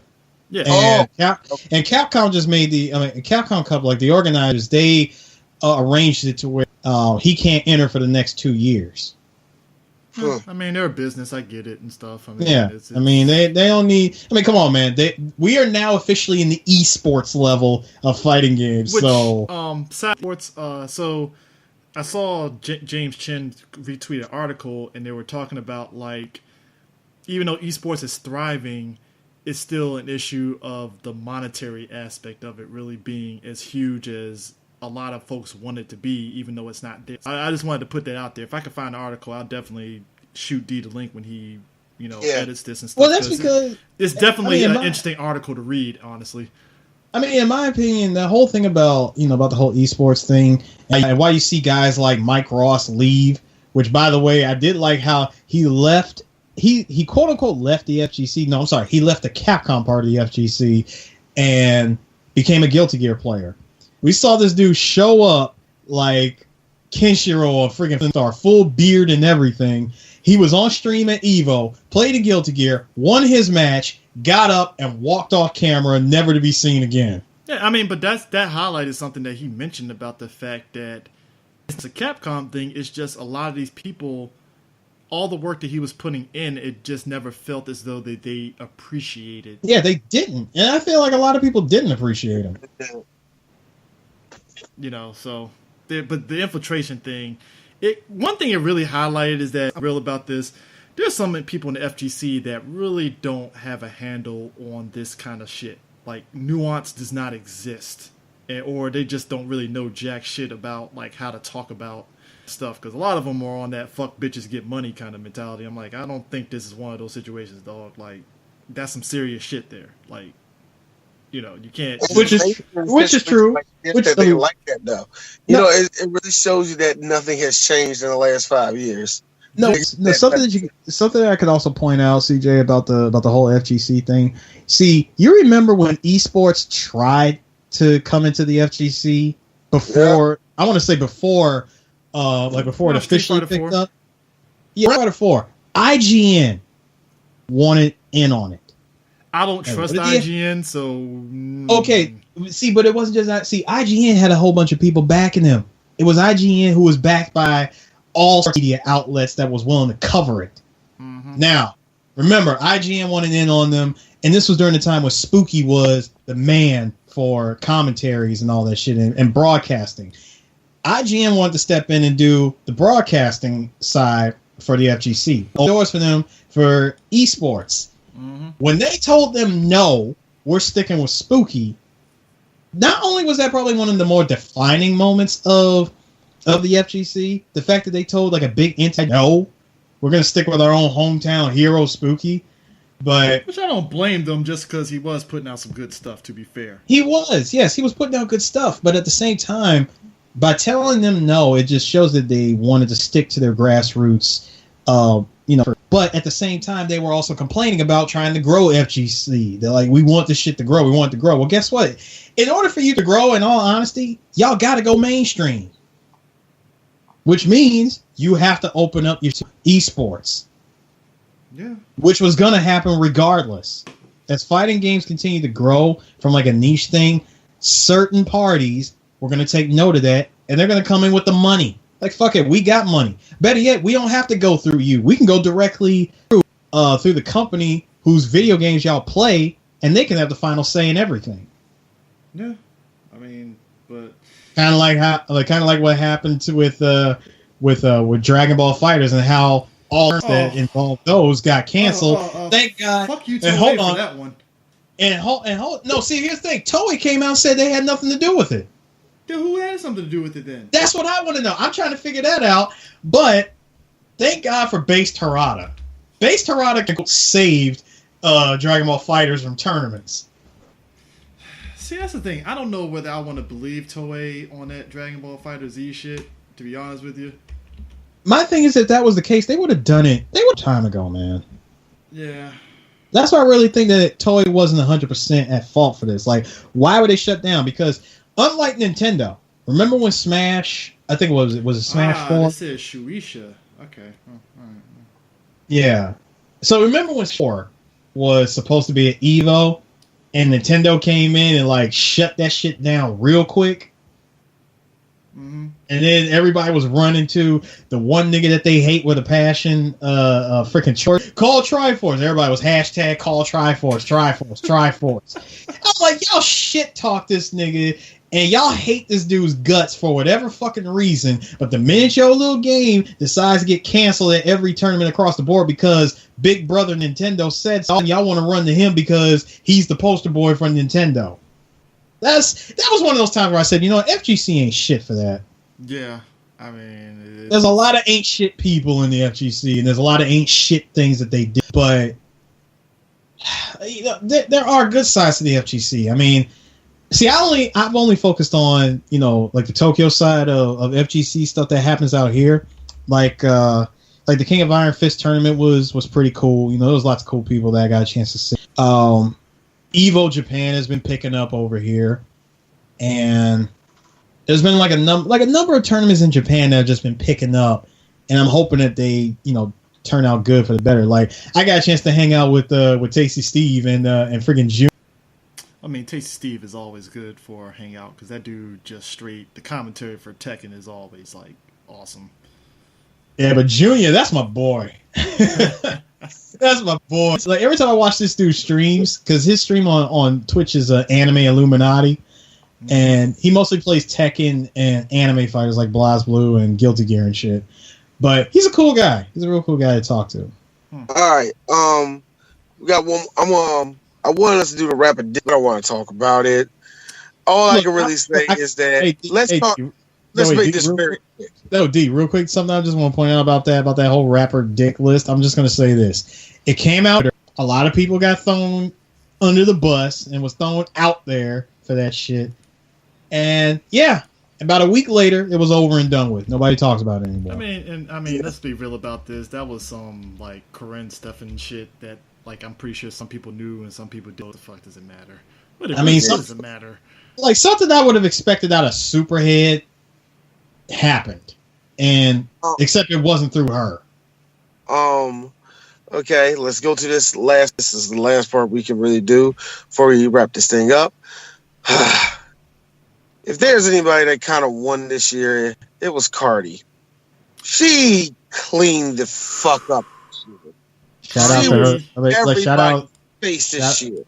Shout out on what was it? Shout out to her doing her thing with Bruno Mars on that Finesse remix. Look, man. Everybody. I'm just saying she became a cheer.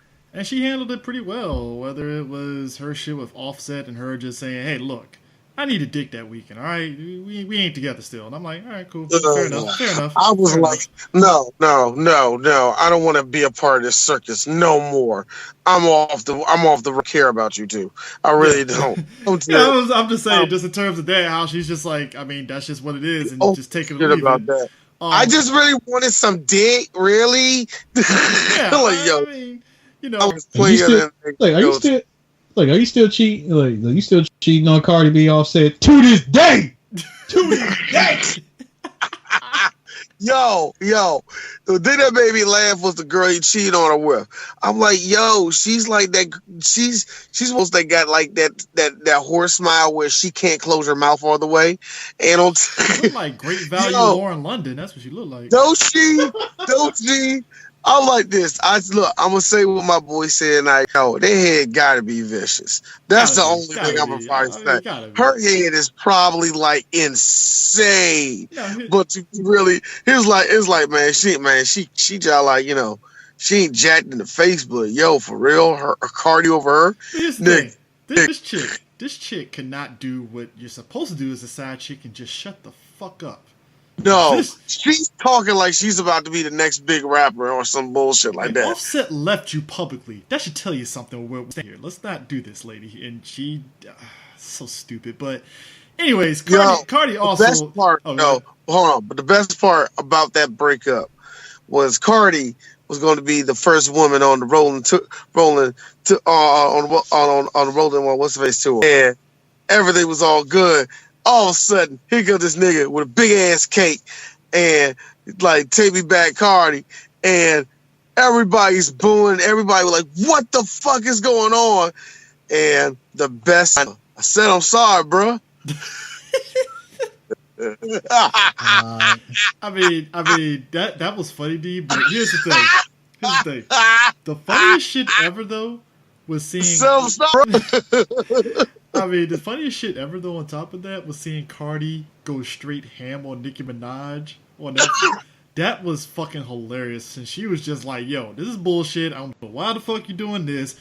Really? We're really doing this? I don't even know how to like, but it was so funny with Cardi. Cardi was like, "Oh, thank you," because I wanted to talk about that for a long motherfucking time. Thank you for fucking bringing it up. And she just went in on this shit. First off, bitch, your track on Motorsport was trash. I'm like, yo, she went in. I was like, Cardi actually had everybody's attention this year. I ain't gonna lie. These gonna be real. When Brickhead Ben comes on the radio, I turn to a hoe. That's all I gotta tell you. Look, I will say this: if Cardi plays it smart, she'll have some longevity other than just the 1 year. I'm hoping. I hope so too, because she has a really personality. She's the only one other than Remy that actually is doing music off of Love and Hip Hop. Likable. She's likable. Yeah, she's a bit of a slut, but guess what? She's likable. She owned that shit. Did you see that video for money? She made falls broke as fuck. I mean, really, they like she was like Cardi has really done a lot. She did a whole lot. She's become a superstar, and we really had to mention you haven't seen no girl in rap do it like that. Like you can say Nicki, and and out of respect, you have to say Nicki had that same effect. But here's the thing: we're seeing a really steep decline with Nicki. A straight up, and it shouldn't be that way, but she's to show like, yo, Nicki, I'm not saying you trash because I just heard the remix for Plain Jane, and you killed that motherfucker. But at the same time, I can't help but think, do you give a shit anymore? Yeah, and I mean, it's because one of those. Sorry, I was gonna say you could sum it up by just the fact that she is pulling the same shit Lil' Kim pulled on her when she was blowing up. And it's really childish too. Yeah, and it's a shame because like I feel women rappers should have that same unity as men rappers. They beef. It doesn't necessarily have that there can be only one feeling. It's just I wish women rappers as a whole have the same kind of space as men rappers. Because J. Cole, sure, he ain't blowing up like Kendrick and them, but he's still selling his albums. He's still making his thing. And I just wish women rappers get that same level of like that thing instead of the Highlander effect of there can only be one hot women rapper. And it's like, no, it's and that's really the problem in that. I would say in that particular CJ is the more like I believe that if they did have that same like that mindset that you just said and not have the Highlander mindset, there would actually be a lot more female rappers in the game. Yep. Exactly. The one thing that you also have to realize, the thing that sells for women rap is thought rap. Thought rap sells. Much like gangster rap, like all boys want to be gangsters. All girls, I'm not saying they don't want to be thoughts, but you got to think about it in this sense, they're fucking like fucking madams, like waiting on their every need. They got all the money. They can do whatever they want. They got independence. They're this ultra super sexy woman when they listen to that. I say thought rappers like possible because let's just be honest with you. Cardi had a line said, "Pop that pussy up in church." Say more. Yep. So own that line. But anyway, so it's kind of cool how she really, like I said, it's cool to see her do it. Anyway, finally, unfortunately, let's talk about the deaths that has happened this year. I would like to highlight the first death being Bill Cosby's career.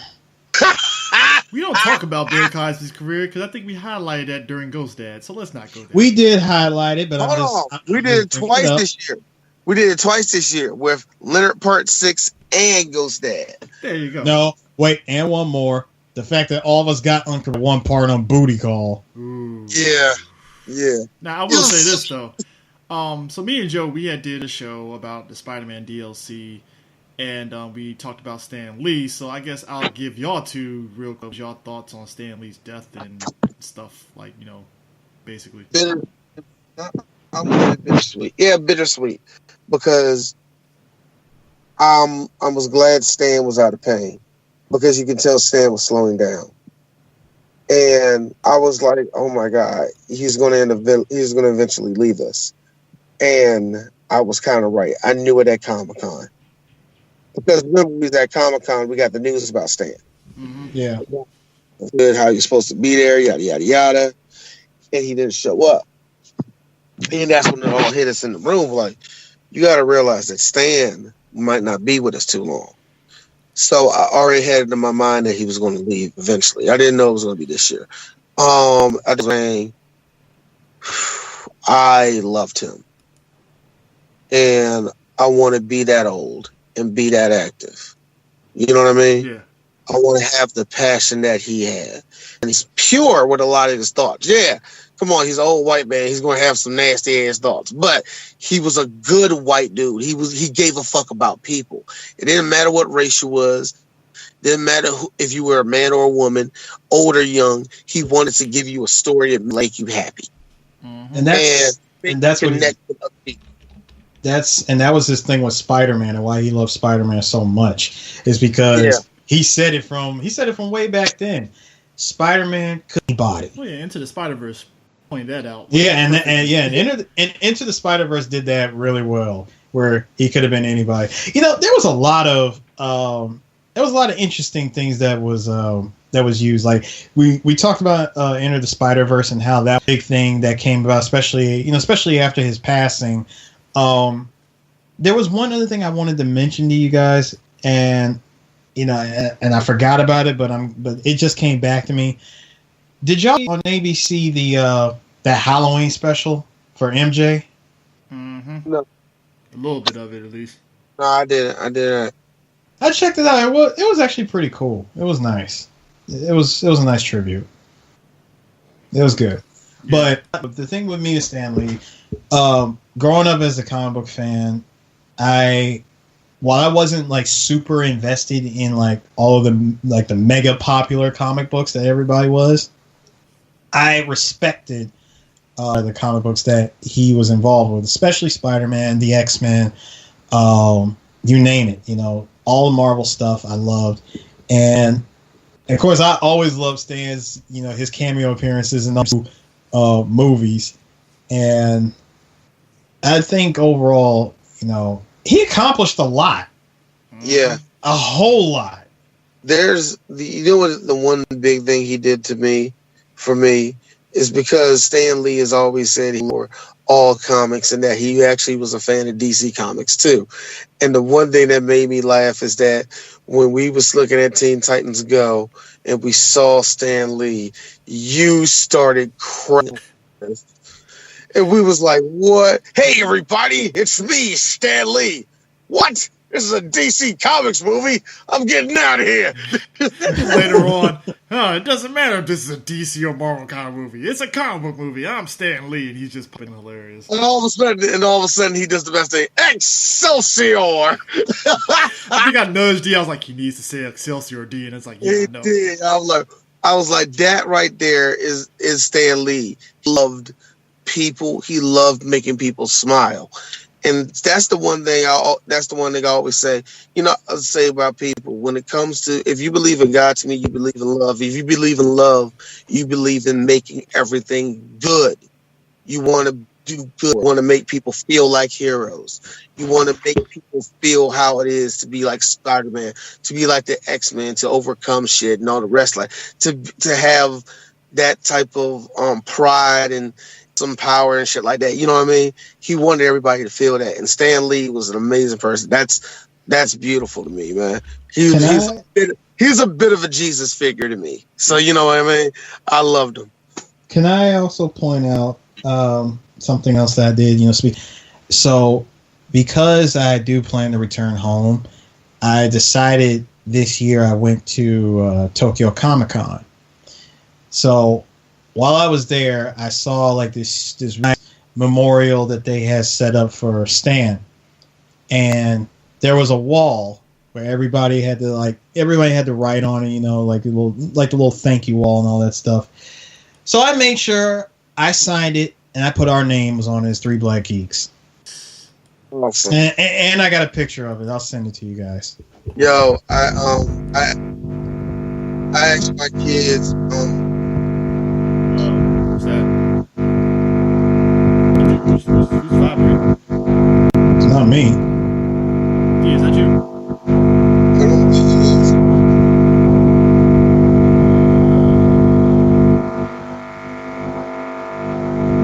Everything sounds normal on mine. Yeah, that sounds normal on mine. No, he's muted and it's still doing that. It ain't me. So that's a vibrating sound? Yeah. It's still doing it. Sure Hold ain't on. you, Sue? I just hung Ah, it stopped. No, it did. Now it's back on. that girl. The fuck? My mic is like sitting stationary. Fuck. There's nothing going on. There's no earthquake or nothing. Like, Yeah, I was like, it eased up now. Okay, stop now. Now it's like loud. Huh, that's weird. I'll hang up and join. Alright. Oh my god. But Side note on that one, if we're talking deaths and stuff, real quick. Penny Marshall died, and Yeah. she's one that really kind of like if you kind of were a child of the '80s and stuff, you kind of picked up on a lot of stuff that she did in terms of movies and TV shows and stuff. I mean, your parents mentioned like Laverne and Shirley. I mean, my mom watched that show and stuff, and you kind of remember the fact that she also played a part home in the '90s of a lot of like movies that she did. Especially, I think she did some movies with Whoopi Goldberg too. Yeah, and she was on, being a woman director was a real big thing for her too. Their own. She directed a pre. Yeah, I know. I was just about to actually say that. Yeah, Penny Marshall, man, she is a big figure. You know what I mean? The wrestling world, lost Dynamite Kid. And a lot of people really, from people like me, if you are a real historian of wrestling. Dynamite Kid was the old tag team partner of the British Bulldog. Mm-hmm. He was incredible. He was what every cruiserweight wrestler is now. He was the prototype. Yep. Tiger Mask from Japan. They were the prototype what you call cruiserweights. Yep. Obviously today they were very powerful wrestlers, but at the same time they were very technical. But at the same time they would jump in doing flips and all the rest of that.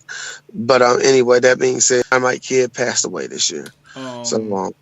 Steve Hillenburg, creator of SpongeBob, died this year. He was actually funny enough, I think last year he got diagnosed with ALS. So he was basically battling that and this year, which, again, it's one of those things that people start realizing SpongeBob is still on air. And it's been on air for about, 18 years? A long time. Actually, the next about as long as we've been out of high school. Yeah. Yeah. So. Actually, the next Rocco's Modern Life we're going to do, I'm going to actually probably have it dedicated to Steve Hillenburg, because Steve Hillenburg actually did a lot of with Rocco's Modern Life, and I always said this to Eris: if it wasn't for Rocco, there would be no SpongeBob. Yep.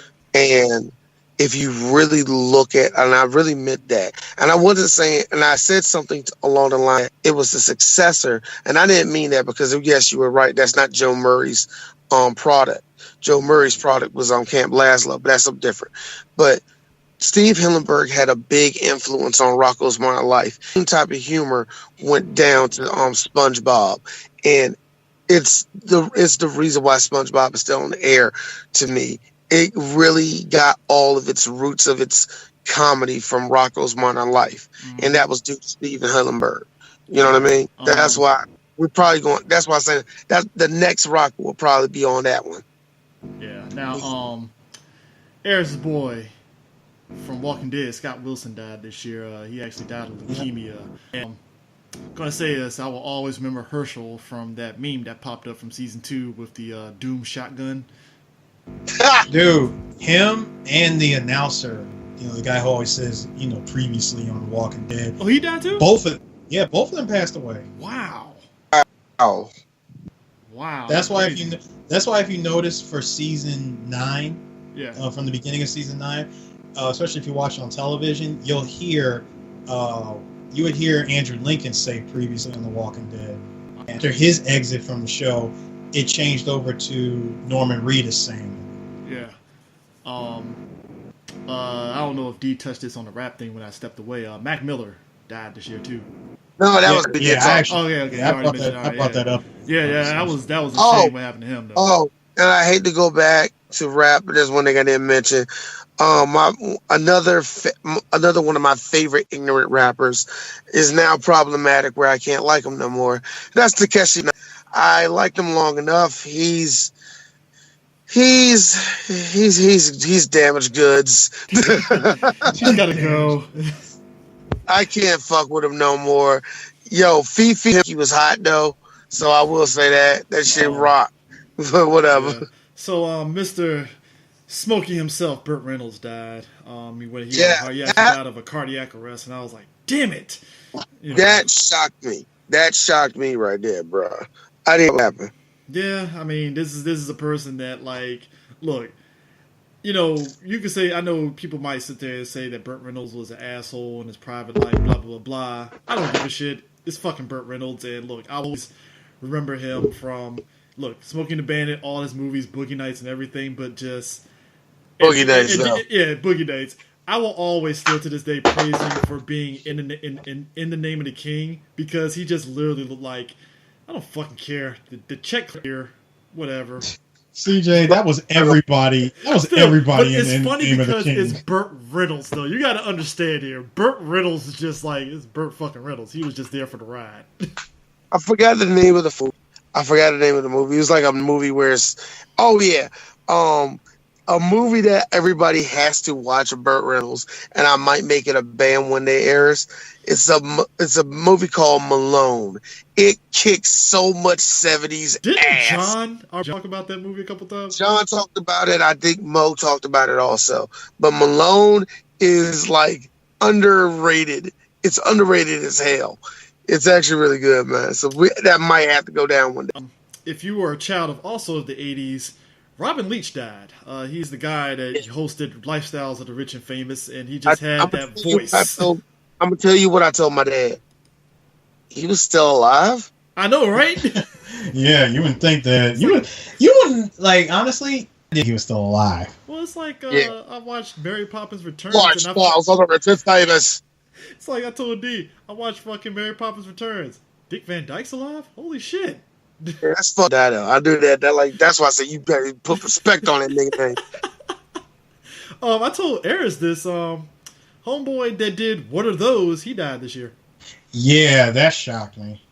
Wow. Yeah. That was like, holy shit, a guy that was like wow, that is nuts. Lady that played the chick from Different Strokes. Ooh, Charlotte Rae. Yeah, Charlotte Rae. She died this year.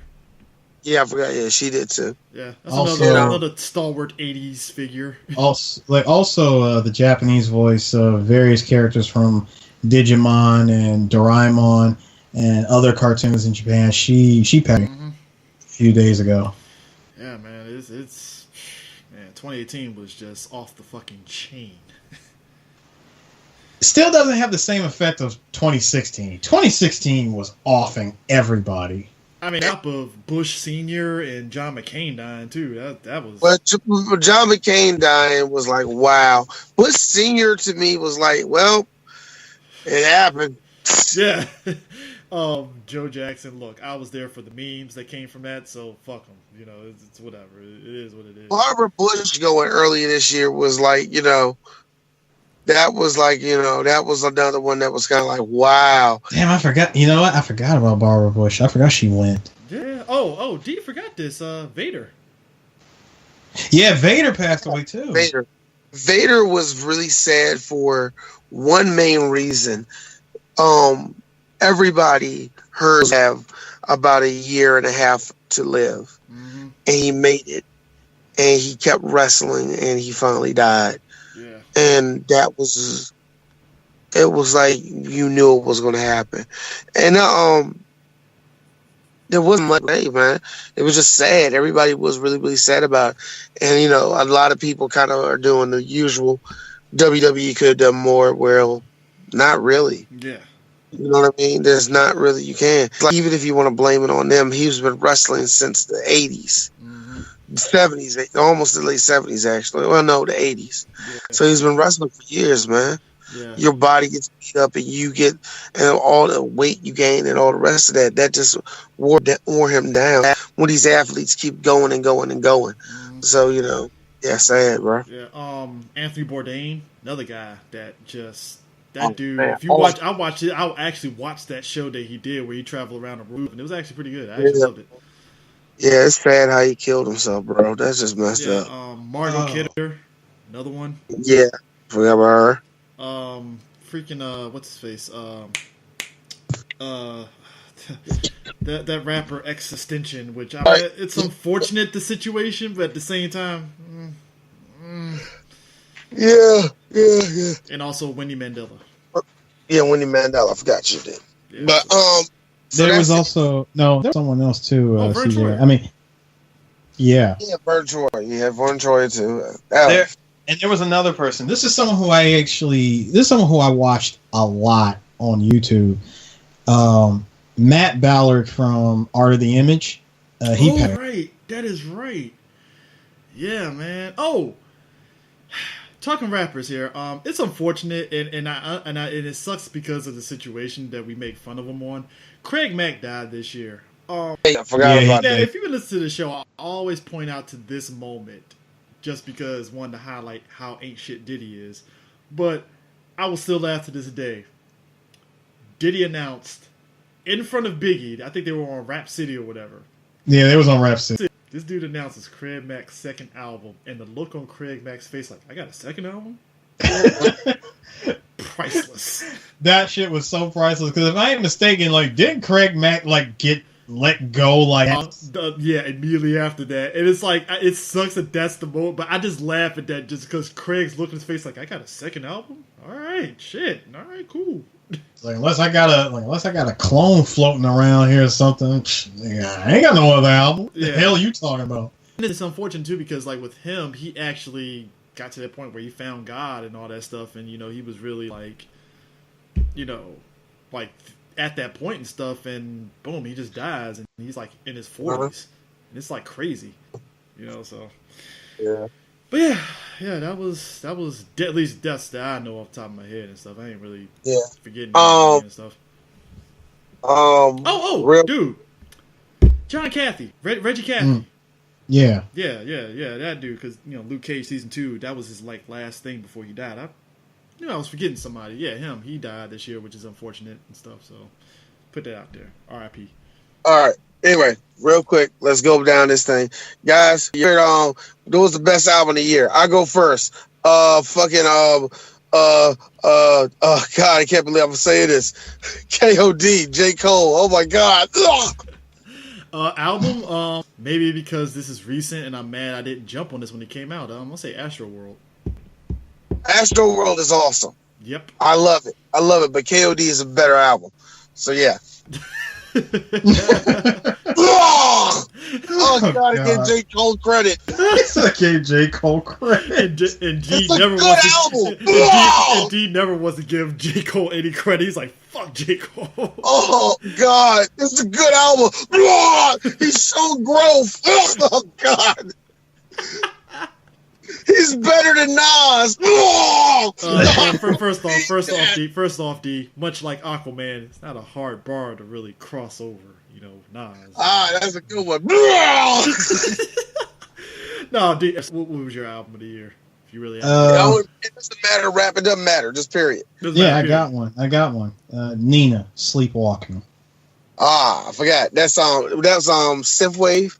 Yeah, it is. It's not like Miami Nights and none of those other guys. Like her stuff is kind of like synth pop and other stuff, but I really like this album. I was listening to it a lot this year. Oh, cool. All right. Favorite movie. Best movie of the year. I got to be real with you. Vice. Vice is the best movie. The other movie was Sorry for Bothering You. I love that movie. That was really good. If I can pick a number 3, I would have to go with God. I don't fucking know. I don't have a number 3, but whatever. Go ahead. Mine's I like Vice. I would say the one, and I hope you guys get to watch it. Blind Spotting. Yeah, I heard about that.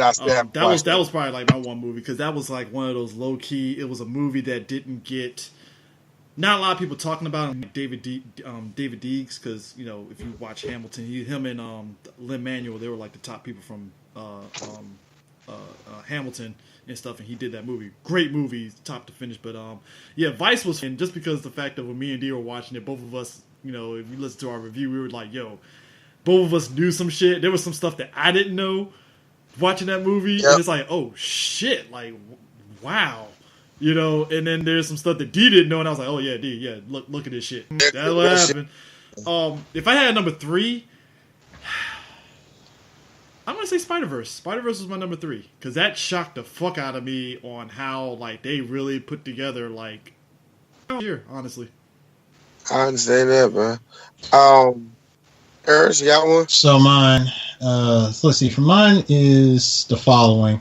Yeah, y'all can go ahead and give me a fanboy shit for this. Infinity War, maybe because I watched that movie for every damn Infinity Stone. Yep. That's how many times I've watched it. Like, I watched it 3 times back home, and I watched it 3 times in Japan. Bear in mind, folks, that's the most times Eris has ever watched a Marvel movie multiple times out there. In theaters. Other than that, in theaters, I've never watched a Marvel movie that many times before, because I've seen them at different theaters. Like, I went and saw Infinity War first at the screener, and then after that I said no. The screener was nice. I'm glad I got a chance to see it, but I need for this shit to be done with justice. So I went to the Smithsonian and I caught the midnight show with my boy Jason. I'm pretty sure. And that's by the way, that Smithsonian screen, fucking great. Oh, amazing! It was perfect. It was absolutely perfect for that movie. So I saw it there, and I saw it one more time before I went back home. Then I saw it three more times in Japan, and because I got that what the hell is it? I had that ticket where I get like 1 free movie screening. So I was like, fuck it. Infinity. I was like, Infinity War. I'm gonna watch this shit for free again. So I sat and watched it. Then I saw it again with my boy Eddie. And then I saw one because nigga didn't have shit to do that day. I was like, fuck it, Infinity War. Like, I'm gonna see it again. The movie was really good. So then my next movie after that was after Infinity War. I would say Infinity War. After Infinity War, Dragon Ball Super Brawly. That was one of my favorites. Definitely a favorite. And I want to tie my number 3 with 2 movies. There's 2 movies I really want to tie with. Mm-hmm. Into the Spider-Verse, and a surprise one out of left field, Super Troopers 2. That movie was funny as shit. You know what we say? You know what? I don't know what anybody say about that. Super Troopers were fun. And if I like I know a lot of people like, well, this is a stupid comedy. Well, yeah, duh. Like, hey man, still waiting on that check-in.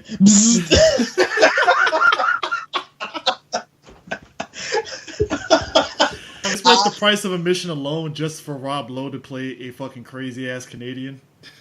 Yes. Like, that movie surprised the hell out of me. It was so damn funny. So what's next up on your thing, D? As our quick hits. All right, we already did that. The worst movie you've seen this year. Whew. I get them shit, so I'm not gonna put Venom as worst because I gave the movie shit, but I think Tom Hardy saved that movie. Worst movie. That's a tough one. You know what? I don't get the hype surrounding Bird Box. Thank you. I don't get it. It's a slightly better The Happening, but again, that's not saying much. The bar, and again, like you said earlier, the bar's not that hard to cross. I get why black people like it because Trevante Adams is fine. I get why women was like, oh man, I'm surprised Trevante didn't smash fucking Sandra Bullock's cakes, and I'm like, it's not the point of the movie, people, but okay. Like, not the point of the movie. And our boy from Get Out was again. These are 2 black people that are actually just sound mind. Like, yo, this shit's fucking crazy. We should be, and they're doing very sensible things. So I guess I get why black people made a lot of memes and all that stuff about them. I watched the movie. I'm like, I don't get what? I don't get this. I had to put it as worse just because I don't understand this. Because I didn't go there I didn't see any movies that I thought were really bad. I really didn't, because I really didn't go to the movies that much. None of us went out of our way to see a bad thing. It's just that was the one that just came out because I was like, I gotta see what the fuck is the big hype, and it's just like, no. No, what I mean is I didn't see anything. I didn't see anything that made me say, oh god, this movie was awful. I didn't. Hey Chris. Yeah. I have 2 of them. Oh, go for it. I have 3 of them. Mm-hmm. 3, Death Wish. That happened. Shit, I forgot that was this year. God damn it. Wow. Yeah. Holy fuck. Yeah. No. Hey, Chris. It's okay if you forgot. You got to remember, 2018 was like 20 years ago. Nigga, we reviewed that movie for the fucking damn movie critic thing, and I forgot. I know you did, but I know you did, but we just said it from the beginning of this podcast. 2018 was forever, man. Yeah, this was like the longest year. Wish. All right, what's the other one? All right, another one. Jurassic World. Fuck yes, yeah. Fucking white people gonna kill us all. You fucking movie. You wasted time. You wasted Jeff bad, Goldblum. the other bad movie, Robin Hood. Okay, okay. Did you take the bullet for 3 Black Geeks and watch that movie? I did. Really bad. It really is bootleg Dark Knight, ain't it? Oh, you wish it was. Jamie Foxx stinks. Everybody stinks in that movie. And Jamie Foxx is going to be Spawn. All right. Also, feels Electro, man. Out here, as a person that loved the spooky lore of it, it sucks. Slender Man has nothing to do with any of the Slender Man lore. Oh my God! How do you fuck that up? I got 20 minutes into that movie and was like, I'm bored. I'm out. Oh, 20, good for you. You lasted long today. And finally, the #1 worst movie of the year. I don't have to go into it. We'll see you on that on January the 8th, everybody. Mark your calendar. We're doing Hurricane Ice. That was the worst movie of the goddamn... A movie that, like, it's like, your trailer sold you on the front value. This is going to be a shitty movie, but goddamn it, this shit's going to be fun. You knew it was going to be a shitty movie. It was shit. Don't stop. Every scene was hold my beer. I can go worse. Oh my God! And the last 30 minutes is so terrible. All right, look, check this out. I think that real quick. Anything I was gonna ask you guys, like anything y'all looking forward to for 2019. Oh yeah, I'm looking forward to black people losing their fucking minds at Lion King to see Mufasa die again. I am looking forward to having Eris back over here, and probably, if God loves us, we revive the YouTube page. Yeah, because I told everybody this, and I'm gonna say this to the viewers, the people that's listening to this now. Thank you guys for subscribing to our channel. We're almost close to 700 subscribers. So, hey, look. Ever since, look, let me tell you people a secret here, and I appreciate this, and it kind of lit a fire despite all the bullshit with YouTube and the algorithms. When they took away everybody that was under 1,000 subscribers' ability to get like ads on their page, I didn't take it to heart. I just felt bad for some of the people that pushing out videos every day like that, and it kind of sucked. So just on a moral level, I was just like, well, this is stupid. And then like I started putting up stuff from like our podcast, and I like revised videos, and we were getting like subscribers, and we were sitting at one point at like 400, and we're at like close to 700. So I'm like very shocked that we actually got people subscribing and stuff. So I'm appreciative of that. I am too. I am appreciative to all the subscribers and all the people just new to us in general. I think if anything, I'm looking forward to Eris being here. I'm looking forward to a lot of new things, man. Only thing I can say is that this year was long, but it wasn't the worst in the world. It really wasn't. Yeah. It was stupid. But there was a lot of good things. A lot of good things happened this year. The last 2 years sucked so bad. You know what I mean? Yeah. So 2018 wasn't bad at all. Yeah. Not at all. It was good. I'm definitely. Sue gets in the States, gets into the DMV, we're wilding out. That's all I'm saying. I'm looking forward. Look. I was just gonna say, I'm looking forward to like coming home and just like going to Blunt and making things happen. Not gonna say what exactly, but you know, if things go on the right pace, you know, things go the way that I hope they're going. I would definitely look forward to it. I may and play that WWE I'm coming home. The saying, cannot confirm or deny. No. That's gonna happen. No. All right. Look, for I gotta say this, everybody. Like I said, once again, thank you much for listening to us. Next year we promise is going to be just as good. Next year I am exercising demons.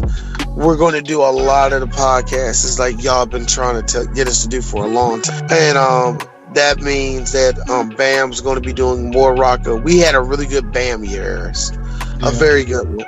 I'm glad we came back really strong. We're going to do another Anna Nicole movie.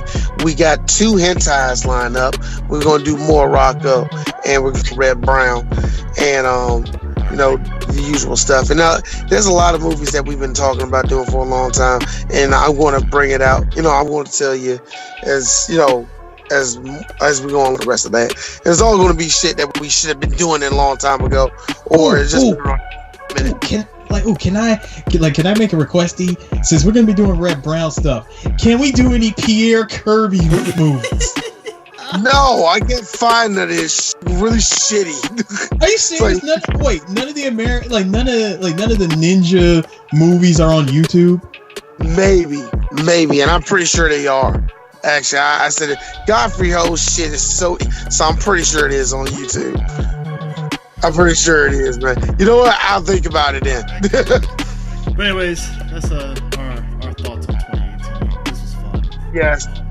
So be on the lookout as we excel in 2019. Oh my God. Yes. And we're gonna come together as strong black women. And we're gonna learn to exhale. Wait, what? Shoop.